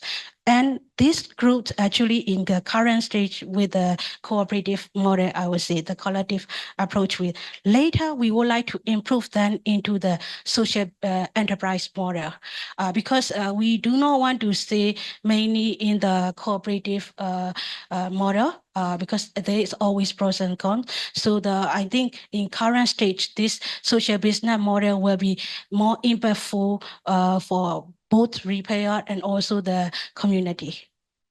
So given that you said there are 20,000, 30,000, 40,000 businesses, a lot, right? So that seemed to be a pretty long way, right? Yeah, actually, it's a long way. It's a long way. Okay. So anyone who want to help, please help. 40,000 businesses need to be promoted and God, it's hard work. Yeah, that's why the policymaker and also this INGO and NGO development agency who can support this sector to develop in current time. Then it will be ready when the country is open again, the economy is blown again. We can provide the awareness to the consumer and also the businesses as well. One very short follow-up on that one for policy making. What do you think a policymaker should? What are the pros and cons? What should be in their head when they think about should we push this reuse repair market and why, or why we should more open for direct investment and all this? So these are pro and con they need to weigh, right? So what are the arguments now for them to say actually, okay, we want to kind of push on this one? Where you think are we? If you push too much, you force the policy directly into the stakeholders, sometimes it couldn't work, right? So we have to think about the balance. What kind of policies should approach into the for this sector? So from my side is, let's say, like to encourage, to promote these businesses. For example, just when they make the how to say the think about the policy, they never think of look down into the traditional ways. So in the other countries like Bhutan, if they would like to promote their tourism, they do not want the massive demand. They have the demand, of course, but they would like to get a little bit selected audience, customer. So they make some restriction. It is the same in here as well. They promote the green product and the repair business, like if for the tax exemption for the businesses, of course they are really working in the these challenges. If you would like to change from sachet to the non-plastic packaging, there is always the cost problem. That's why we cannot easily change the consumer behavior. That kind of things which policymaker think about it, and also could do the subsidize or the like tax reduction on it. It will be helpful for the this repair and reuse businesses as well. But isn't it, I mean, also what Mam Yomo said is Yes. the reuse is actually cheaper, Yeah, right? it depends on the frequency. Depends on the Yeah, frequency. frequency. But it can be cheaper. Of course. In the long run. In the long run, it In the can be long cheaper. run. Okay. Yeah. Okay. I would say like now we changed to the bottle. Yeah. For the plastic one, the one package cost is cheaper than the one bottle. Right. But when you use the frequency, the cost is reducing. Right. Yeah. But there's the risks always. Like Jimon said that many customers didn't bring back and they want the new one. So it's the cost more as well. No, this is the challenges or the risks we have to face it if we would like to change it. For that, for the policymaker, these kind of facts, they need to think about it and encourage this repair and reuse business by doing tax reduction or some restriction in the policies.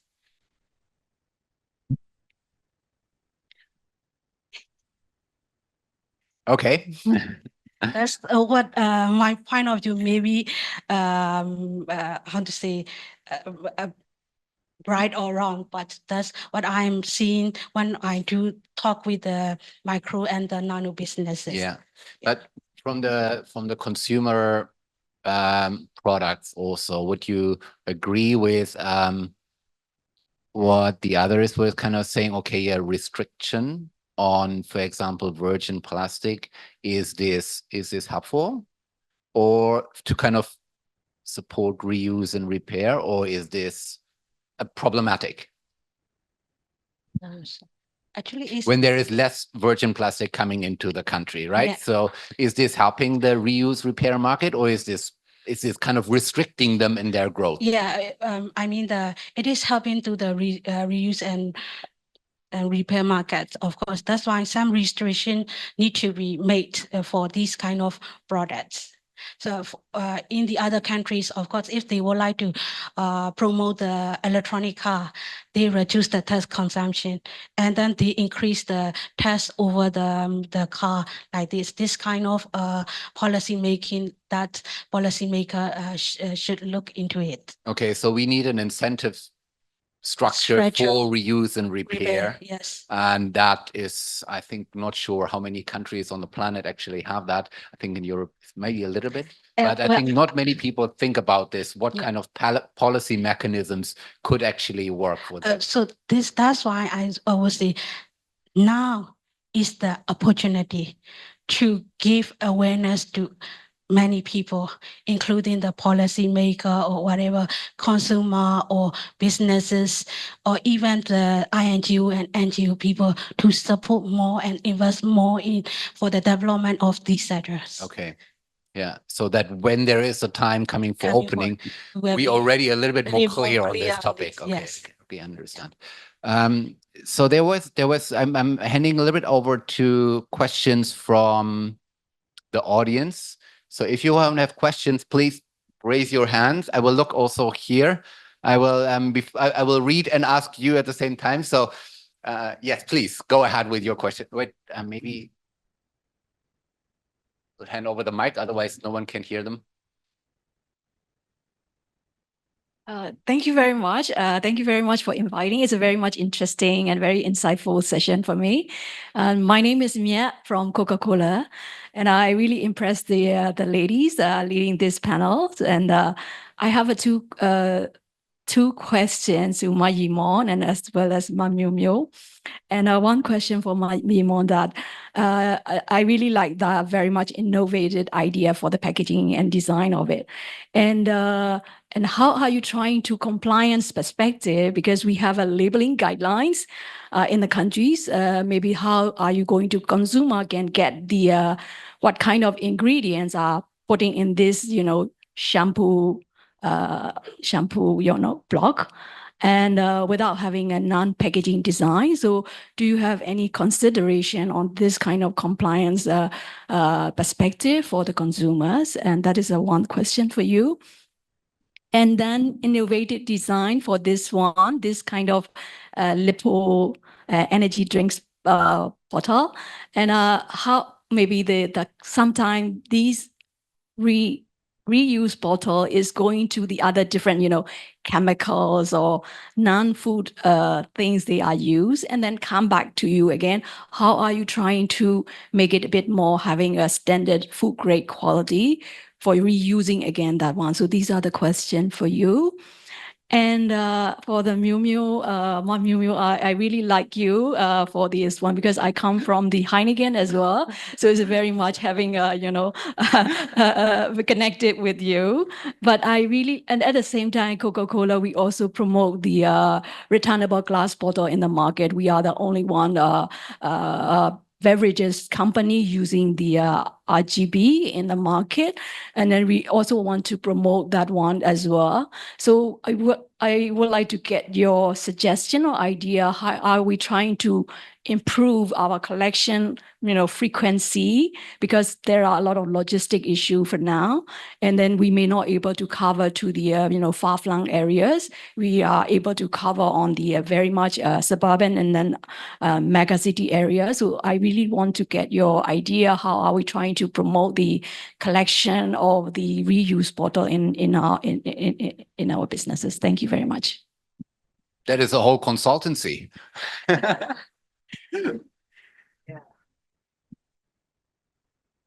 Okay, regarding my question, I want to talk about this compliance issue and the ingredients labeling. Yes, we first selling is with packaging-free product, but it doesn't mean we didn't transparency about the ingredient use and other GMP guideline for production. We have this lab certificate pass for our shampoo bar. Every product we produce, we already have under the registration or small scale production, and every product is lab test passed. And this is one thing. And for labeling, and I think you will know Lush. Lush also selling like this packaging free shampoo bar. We first do our business equally as Lush, but when we have to go to the from supermarket or minima, we need this proper packaging. Also, our customer request to make that. That's why we upgraded to our shampoo bar with proper packaging, instruction, and other compliance thing. And now we are selling from City Mall online. This for only online based, and other supermarket like a Monwin or other mini marts like Clover, Beauty Diary, like that. For that, the labeling is also probably mentioning each and detail of the ingredient used with INCI name included, and also lab test is passed for the shampoo. For sanitation, this is a lipo bottle we gather from the junk shop. They have been sanitized and give to us. When on our side, we also do second time sanitation using our ingredients and our, how should I say, our personal care product grade sanitization products for this cleansing. The rest is over to you. Thank you, Mamia, for asking this question. So thanks, you Coca-Cola. It's nice to meet you. My client also here, right? So I have been working with Mamia actually is not from the border side, right? From Clean Pro, I have worked with Heineken also, Coca-Cola also right now as a supplier. But if you go into the question, now business matching start. So it means that you are asking me how you can handle the logistic part and you cannot collect 100% back from the, right? From the local distributor or retailer, right? So the first thing is you appoint me as your official supplier, then I can deal with this.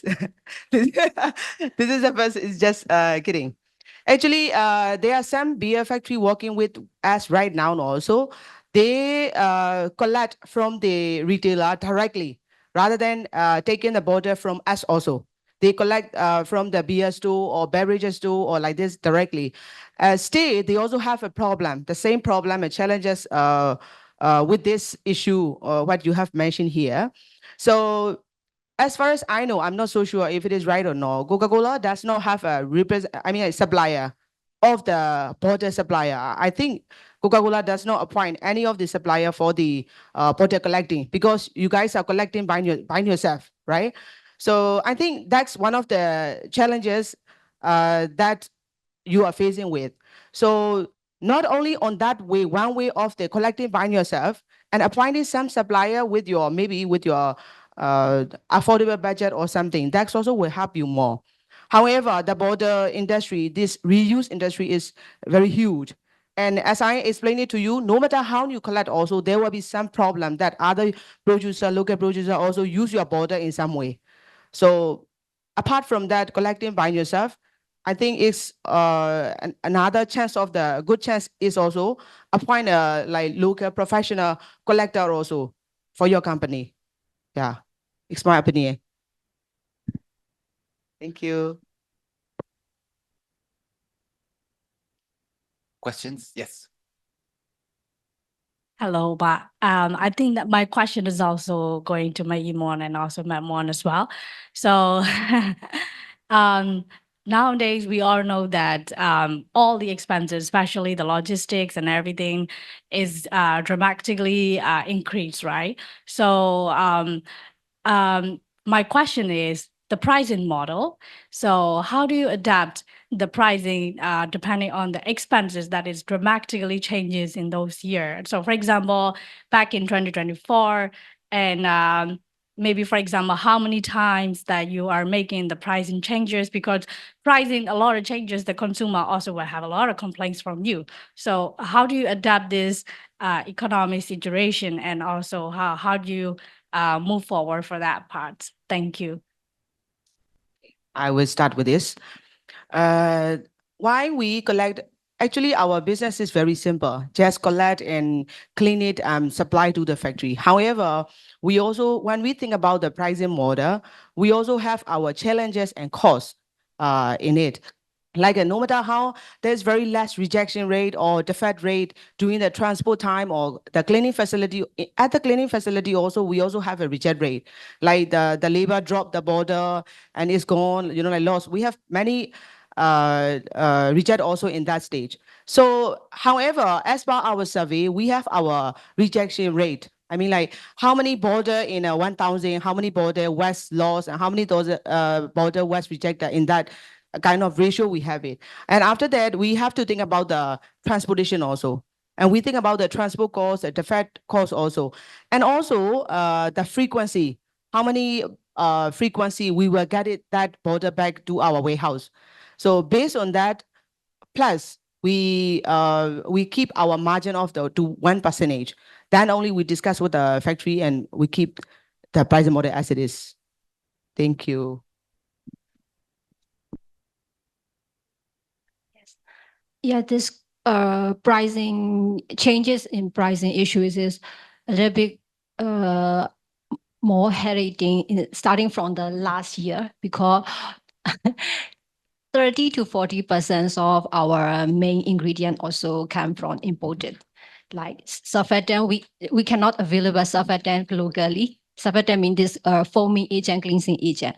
So we have to withhold and withstand a lot on this logistic and other transportation issue.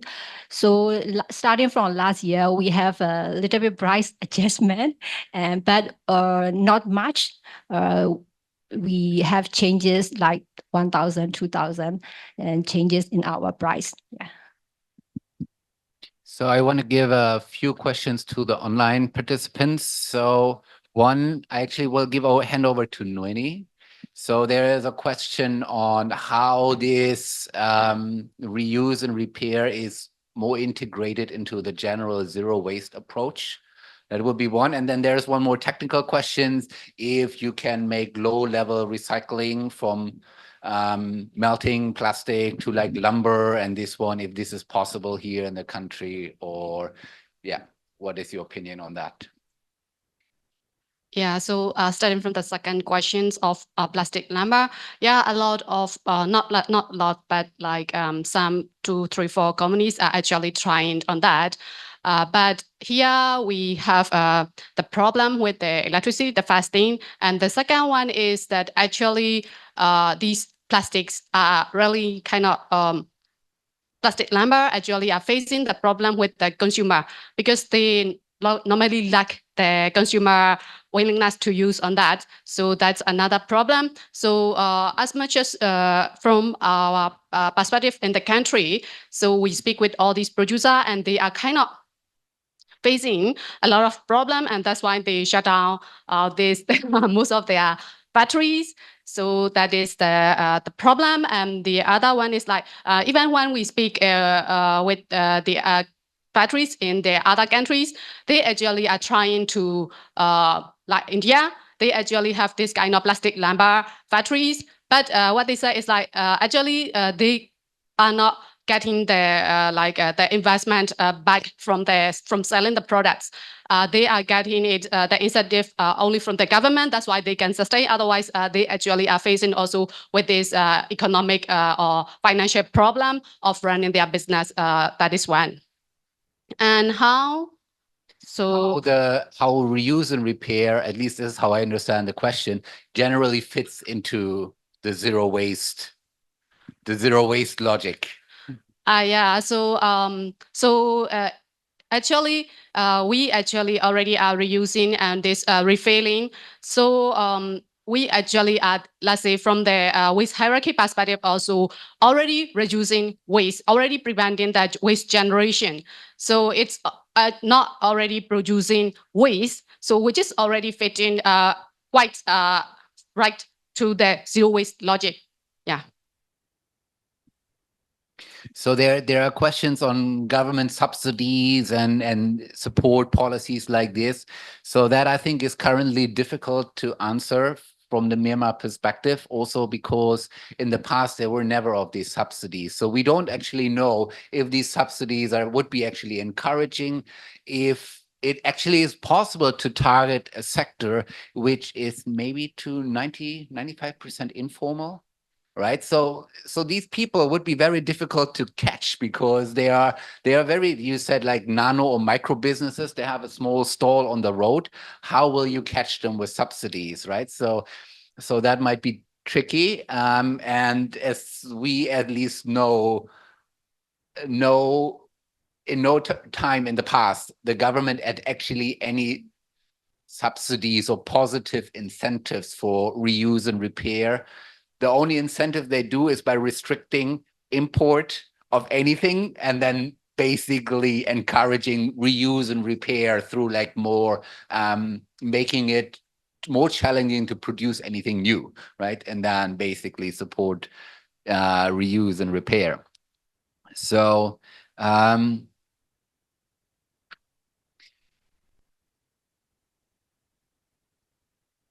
so then maybe we dig a little bit deeper into what Neela was talking about, incentivizing. So let's say go before policies, not talking about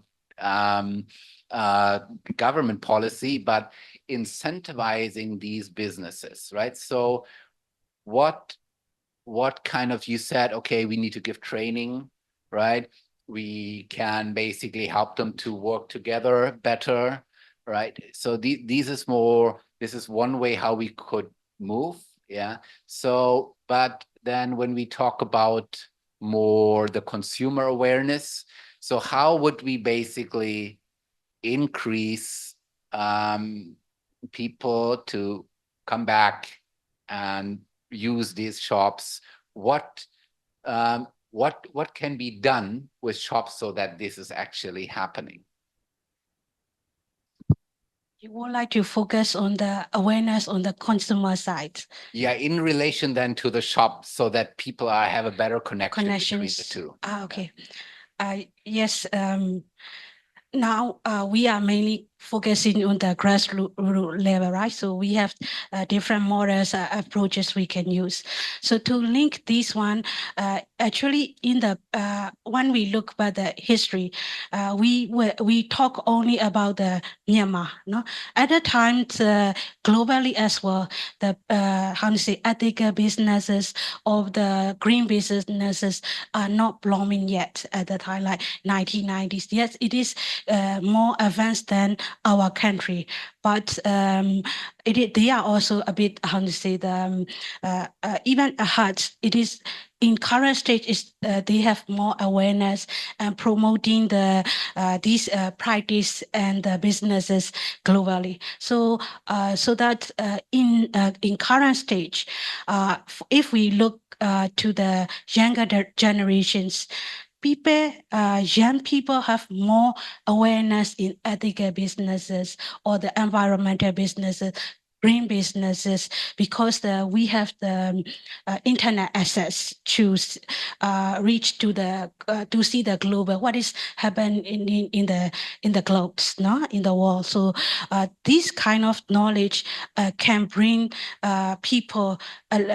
Have a basics opinion like it is really good to promote these businesses.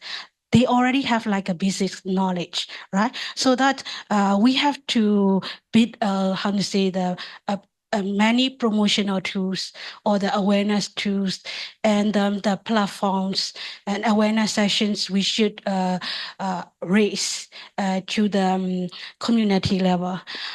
In the current stage of Myanmar, we need to forget about the governmental role. No, if actually most of the countries, normally it is easier if we go from the governmental side and make a policy, provide the awareness. It can reach to the many location in the short notice, right?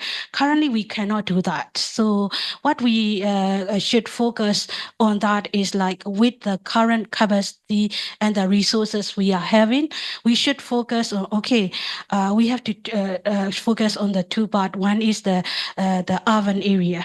Another one is a country side. The countryside people, although they do not have much knowledge of these green businesses or ethical businesses, they already have like a traditional way, which is more ethical, no? So that we have to how to say that, promote a little bit less and provide the knowledge of these circular practices and how to do the systematically on that. For the city urban area people, they already have the knowledge of how to say circular. I don't say the circular economy, but these green businesses and knowledge. But for them, it's like okay, for the businesses, they say, okay, we are promoting the these businesses, and it is how to say really good for them to practice it. So to bridge between the consumer and these repair businesses, we should create a platform like the consumer could easily access. Okay, now I am in the downtown area and my bicycle is broken. If it is you are not a local in that area, you do not know where you can go, then you can search on the circular map. No, where is the nearest repair shops there? No, so this kind of platform, I think, will play the vital role to promote and link between the consumer and the businesses. Okay. Maybe there's because we have a lot of colleagues from Japan, Yeah. right? And we are basically part of the reuse system, mainly linked to Japan. So what we discuss also sometimes in advance is basically on product design, Yes. right? So specifically when it's consumer products, obviously when I am a big producer, Yeah. right? And I produce whatever, phones, actually, I want to keep on selling phones. Yeah. So I don't want to produce them actually in the way that some guys somewhere in the village of Myanmar can take everything apart Yes. and fix it and put it all together, because then I cannot sell more phones, right? So these are, I think, like a challenge between profit making and, on the other hand, sustainability. Yeah. So when we talk about really large scale reuse and repair, it has to start with product design, right? So, and maybe there also it is really for the global north countries there to realize also that the global south often is depending on these products after they would throw it away. Right? So, but when they are designed well, they can really put a lifeline and kind of be helpful for these low income economies, because I will not produce, no matter what country I am, and I will not produce a phone, right? We cannot do that here. So when it comes in and it is secondhand, but can still like live for another 5, 10, 20 years, it will not become waste, right? So there's obviously the question also, when we import, a lot of this could be maybe waste, right? So there's big discussion about waste trade and global electronics, which are then dumped on global south countries, right? So, but this is because they reach their end of life, because they cannot be repaired in the global south countries anymore. Yeah.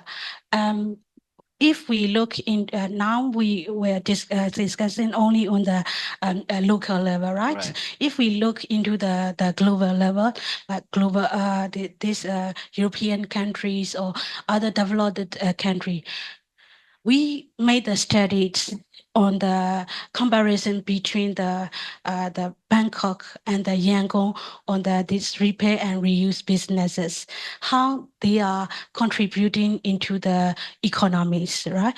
So many people in the developed country, they do not have like less assets in repair and reuse services than the developing country like Yangon. So if for the European countries, yes, due to the market nature, the manufacturers produce the good quality products to the Euro or this market. For the developing country, they want the cost affected and then the reduce in the quality a bit, and even the very low qualities. No, we cannot use like 1 or 2 years of more than 1 to 2 years of our phone if we buy in Myanmar. So this kind of thing. But for the European and developed market, when it is broken or if the latest models came in, they would like to use the latest model. They don't want to repair. And for the suppliers, the sellers, if you buy electronic kit in the Europe, on my experience, I bought that bottle, and then I use it just 1 or 2 months, and it is a little have the error. So I went back to the shop and I told them, they never say that they will repair it. No, they will just say like, okay, replace with a new one. Actually, this from the resource perspective, we are making the waste on that. No, this kind of practice actually we should consider it in the global way. How can the big corporations can make the profit at the same time use the less resource from the ground. No? So in the product design, it is really important to use the this how to say products longer with the good qualities. Even if these product they don't want to use it anymore, they came with the value change, and then the these products came into the country like us. We are helping them to reduce the waste system globally. So if we how to say look into the global level, I think manufacturers or this like EU or these kind of unions, they need to think about right to repairs and how can you design the products like these standards you should impose in the practices as well. Yeah. So that I think will be like really one of the global circular economy breaking points, right? So, Yes. okay, on one side, when you obviously all products are always repaired and reused, then no one need to produce anything new anymore, right? Yeah. So basically, as a business owner, I'm making a high quality product, and with the same amount, I'm shoveling my own grave, right? So that is like a real issue, probably from the whole balance Yes, between basically profit making and sustainability on the other side, right? Okay, thank you. So, but maybe still shouting out to everyone, all friends from Japan. So we are happy already to be part of the circular economy from Japan here. And yeah, anything basically to get high quality products here is really helping also then the communities, while also local businesses to be part in a long-term reuse and repair sector, right? So it has like, in this regards, actually, from the sustainability perspective, at least, advantages for everyone. It's just not creating so much profit for the producers, right? For the reuse and repair, yes, but not so much for the producers. Okay, I think we have another little bit time to kind of, sorry, 10 minutes. We have another 10 minutes time, as I hear. Oops, now I must. Some other questions from the audience? Anyone is down? Done?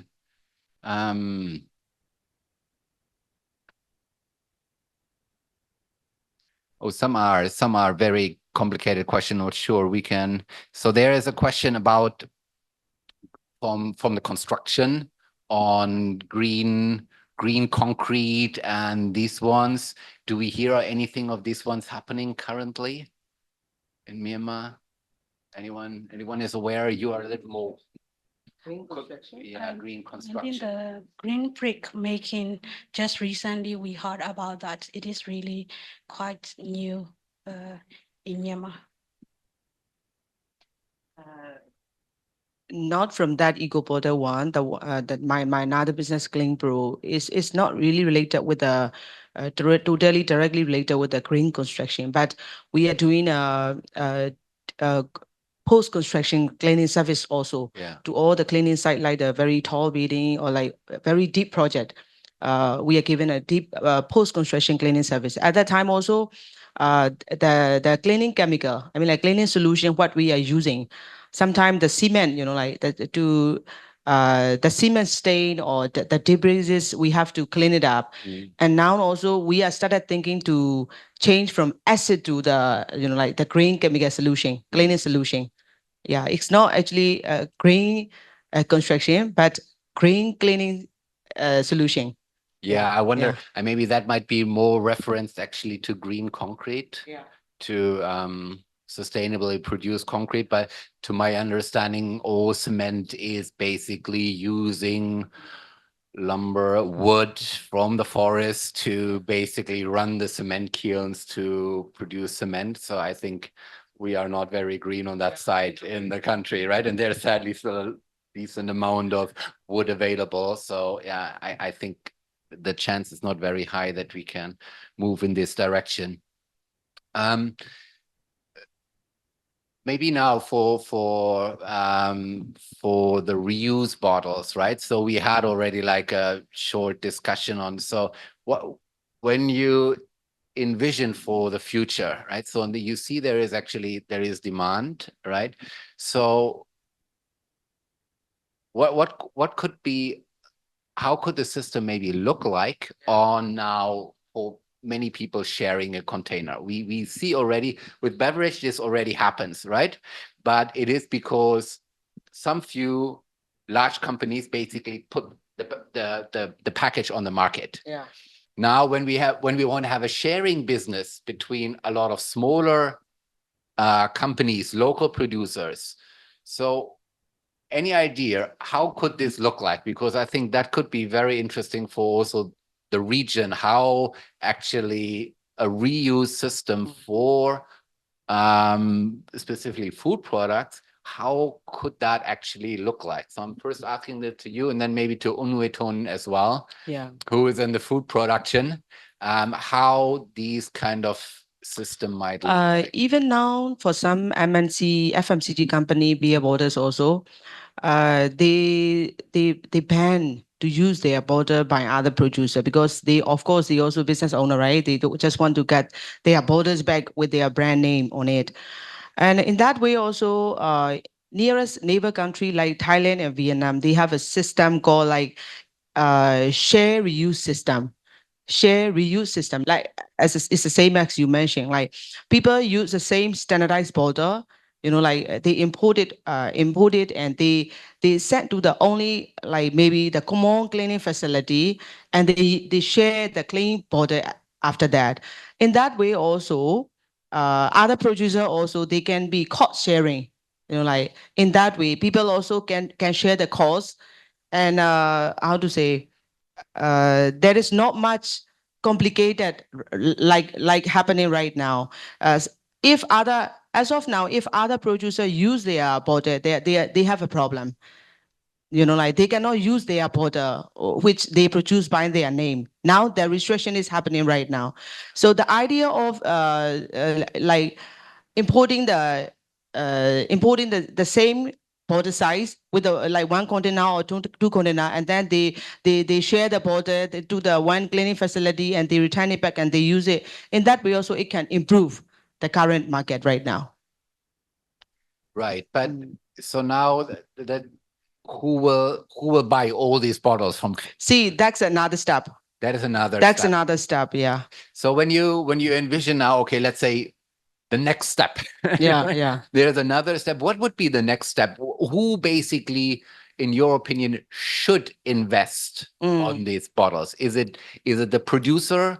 Can it be even like someone like let's say the return company? Yeah, right? yeah. Can they be the investor? Who could be the investor to say, okay, we buy 1 million jars of 300 milliliter and put them into the country on the market?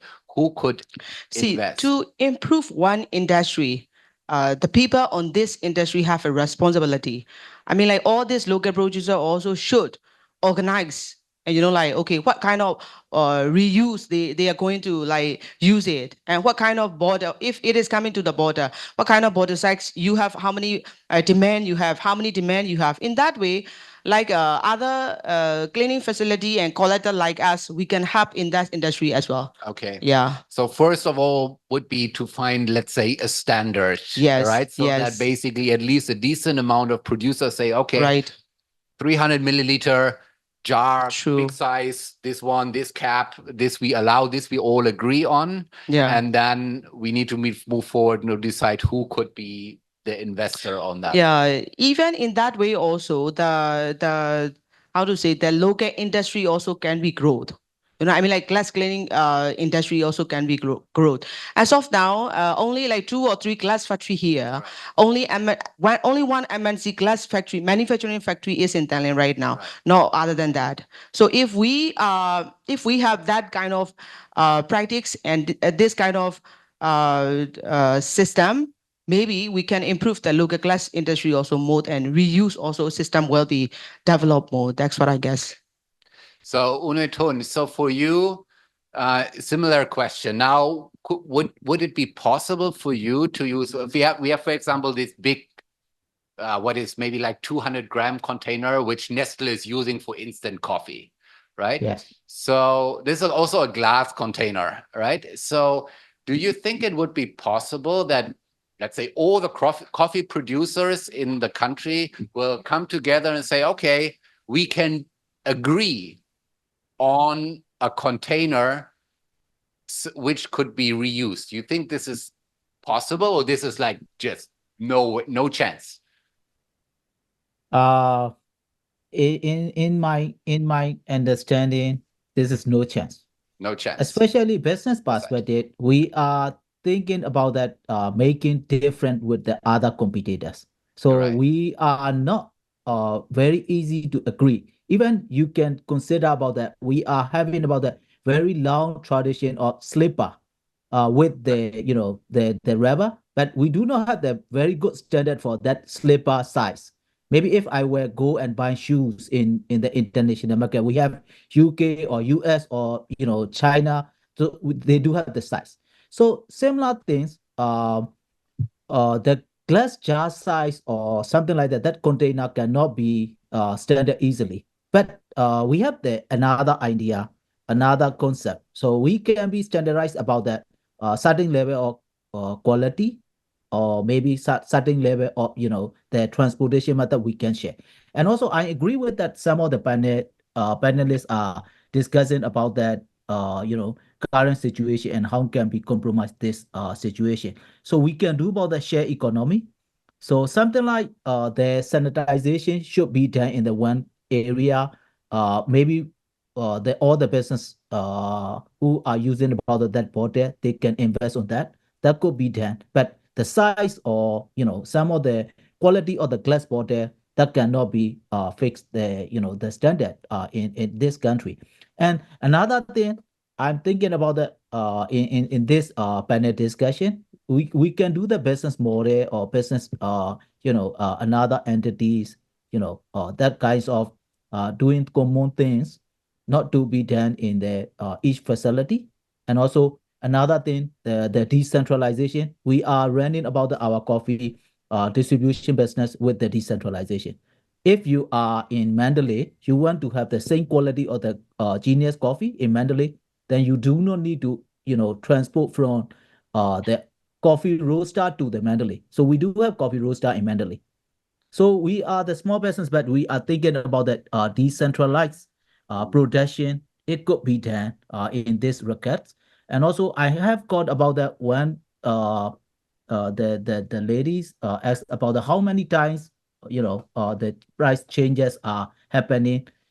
We are changing about the price by every quarter. So we cannot reset about that, and also we cannot make about this. This is making about some of the demarketing also. So all the time, our price are changing, that happening. And another point, if we are doing about that more reuse and the repair in our country, we cannot look for any incentive or anything. Our business must be trying to make the business model or the new product to be aligned with the consumer behavior. This is the way we are thinking about that. Okay, but you say that really sharing a container is really difficult for producers because everyone has their specific needs, want to show their product in a specific way, and in that regard, it becomes complicated, right? Sure. Yes. So it would require basically hard government policy to force to force businesses to do that. It would not go by itself. Yes, but right now I'm seeing about a lot of coffee small business are producing about the new product. So I'm thinking another way. If you will sell packaging with only this standard, then that will be the way. All the people are buying from you, and then they will fit into that 20-gram pack. That will be another way around. So you cannot set the standard, but you will supply to them with the more cheaper price, then that will be the standard. So I'm seeing about all the plastic packaging are the same. Yes. Right. So when someone will come, an investor who will come and that basically after maybe like some consultation with kind of producers, say, okay, it seems there is an agreement on a specific package, and then is willing to invest that package and then put it on the market, you say there might be a chance that the small producers are actually willing to take that package rather than using then basically single-used PT or PP packages for their products, right? Okay, thank you so much. No last comment because this was the last comment. So I want to hand over to the friends from ERIA to give like a short introduction about their private sector platform before we close. Yes, thank you, Froder, and to all panelists. That was a very insightful discussion. We learned a lot. I agree. The other participants would agree with me that we learned a lot about the challenges and opportunities in reuse and repair, not only in Vietnam, but probably relevant to other ASEAN member states as well. So allow me to take a few minutes to introduce our private sector platform. Yes, so the private sector platform is really an online platform that is part of our website at www.rkcmpd-area.org. And the idea of this platform is really to promote the initiatives taken by the private sector to reduce plastic pollution across ASEAN and East Asia. Before I explain further, I would like to invite the participants to watch this short video about the platform. These are the top 10 countries in the world that have mismanaged plastic waste leaking into the ocean. We can see that most of them are from here, Southeast Asian countries. In fact, Southeast Asian countries plus China, Japan, and South Korea, known as the ASEAN plus 3 countries, account for 64% of the annual world mismanaged waste leaking into the ocean. The good news is, many countries in this region have either developed a national framework to manage plastic waste and combat marine plastics, or are preparing one. ASEAN as a group has also started an initiative by launching the ASEAN Regional Action Plan for combating marine debris in the ASEAN member states. Meanwhile, in the ASEAN plus 3 countries, a growing number of environmentally conscious companies are trying to reduce plastic waste, which often end up in the ocean. For example, instead of offering a new plastic product every time a container is empty, a person can bring the empty bottle and refill the content at a refill shop, which will significantly reduce the amount of plastic used in the process. Not only that, companies with new and innovative technologies have also come up with products with less impacts on the ecosystem once accidentally discarded in the environment.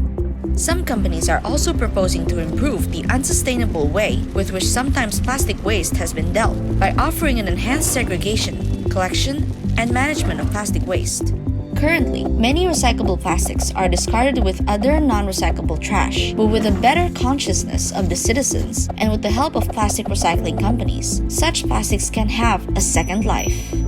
With the support of the private sector, it is possible to create a society where the consumption and production of plastics are sustainable and the circularity of plastics is ensured.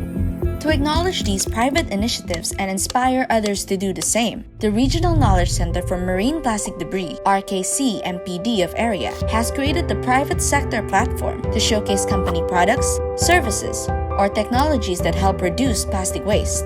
If your companies have similar initiatives, share your stories on our platform now. Go to rkcmpd-area.org/the private sector platform and be part of the business communities that contribute to the reduction of plastic waste and marine plastic debris in this region. Together, we can make a difference.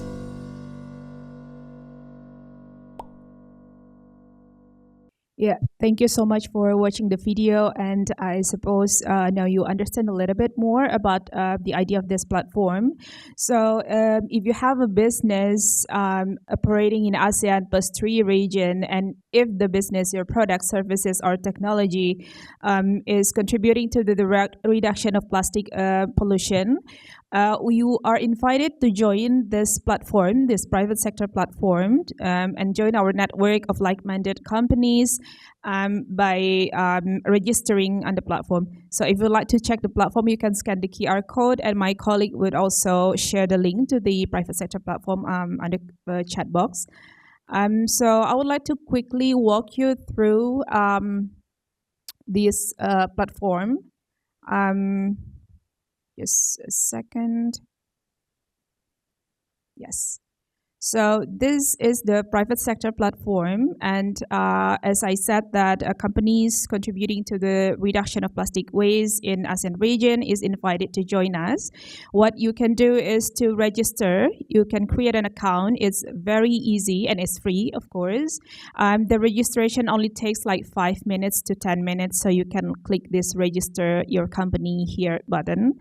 And then upon verification of your account, you can then upload information about the products or services that you would like to showcase on this platform.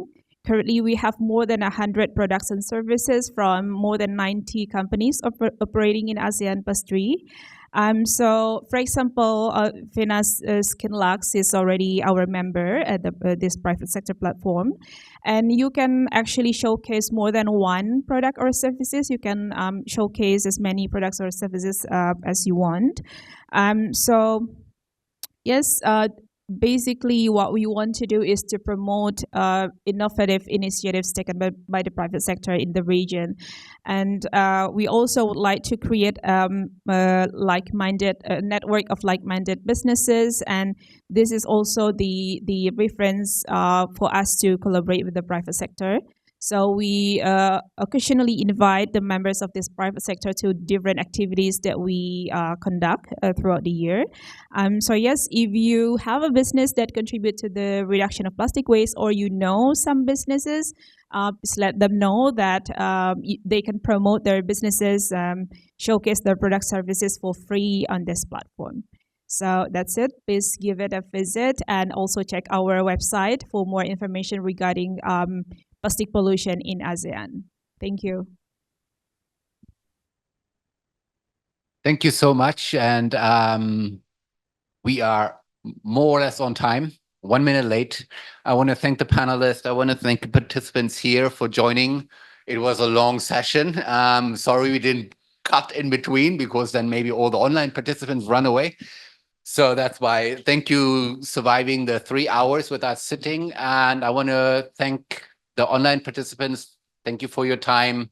I hope it was interesting and insightful. And yes, anything for reuse and repair, reach out. If you have any comments, interested, let us know. And there's a closing remark from Kawamura-san. Please go ahead. Sorry, I was with one further down. I have not much to add this fascinating 3 hours session, but it is very exciting session to learn a lot from the Myanmar's experience about repair and reuse. And I was very curious about the Manila's explanation about the interesting story about economic situation of Myanmar and the relationship with reuse and repair businesses. And in this session, my home country, Japan, is repeatedly mentioned as the country to provide good quality second-hand goods. Yes, that is true. But I have to confess that in Japan, reuse and repair business has almost gone, I have to say, because Japan has produced a lot of the new products, and repair, honestly, take a lot of, and Japanese goods can be used maybe 10 years or 11 years or 15 years or such kind of thing in terms of the car or bicycle, sometimes home appliances. So many manufacturers are not prepared for repair services, actually. That's why people, very easy to discard such kind of, let's say, broken phone, a broken bicycle, or such kind of thing. So this is very miserable situation, I have to confess. And as for the beverage businesses, in a couple of decades ago, around the 1950s and 1960s, I would say, Japan faced very huge resource constraint because we lost the Second World War.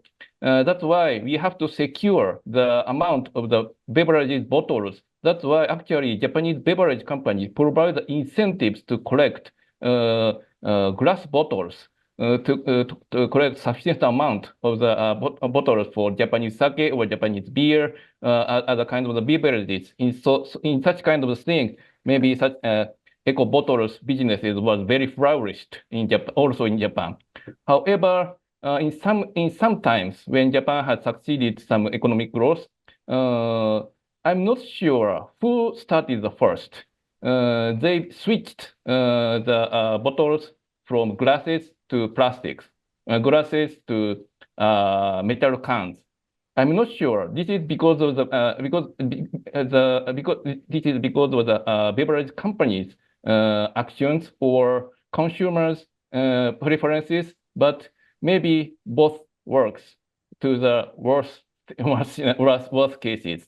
In Japan, you can find very few glass bottles beverages right now.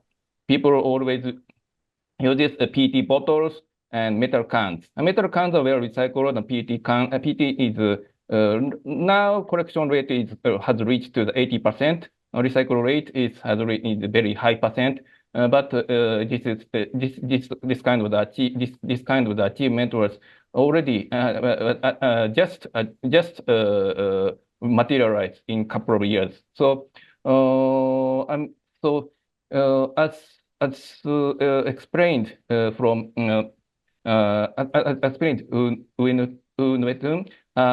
restriction generates innovations. That is true. However, if restriction is gone, people stop using such kinds of innovative ideas. This is a sad story of the Japanese experience. So what we have to do is, as we told, maybe both suppliers and both consumers work together to go towards the sustainable and circular economy future. For example, behavioral changes are repeatedly mentioned. And actually, ERIA has conducted some pilot project to change the behavior of the ASEAN member states in from Indonesia, Thailand, Vietnam, and the Philippines.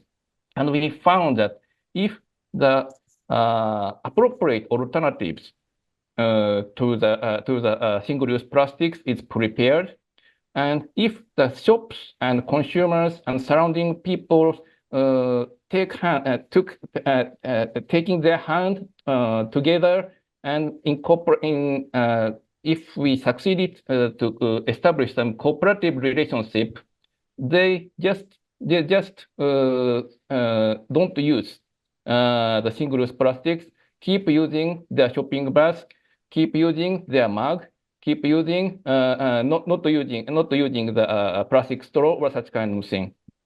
So this is not automatically. We have to prepare many things to promote behavioral changes. That is another fact we found in the research project.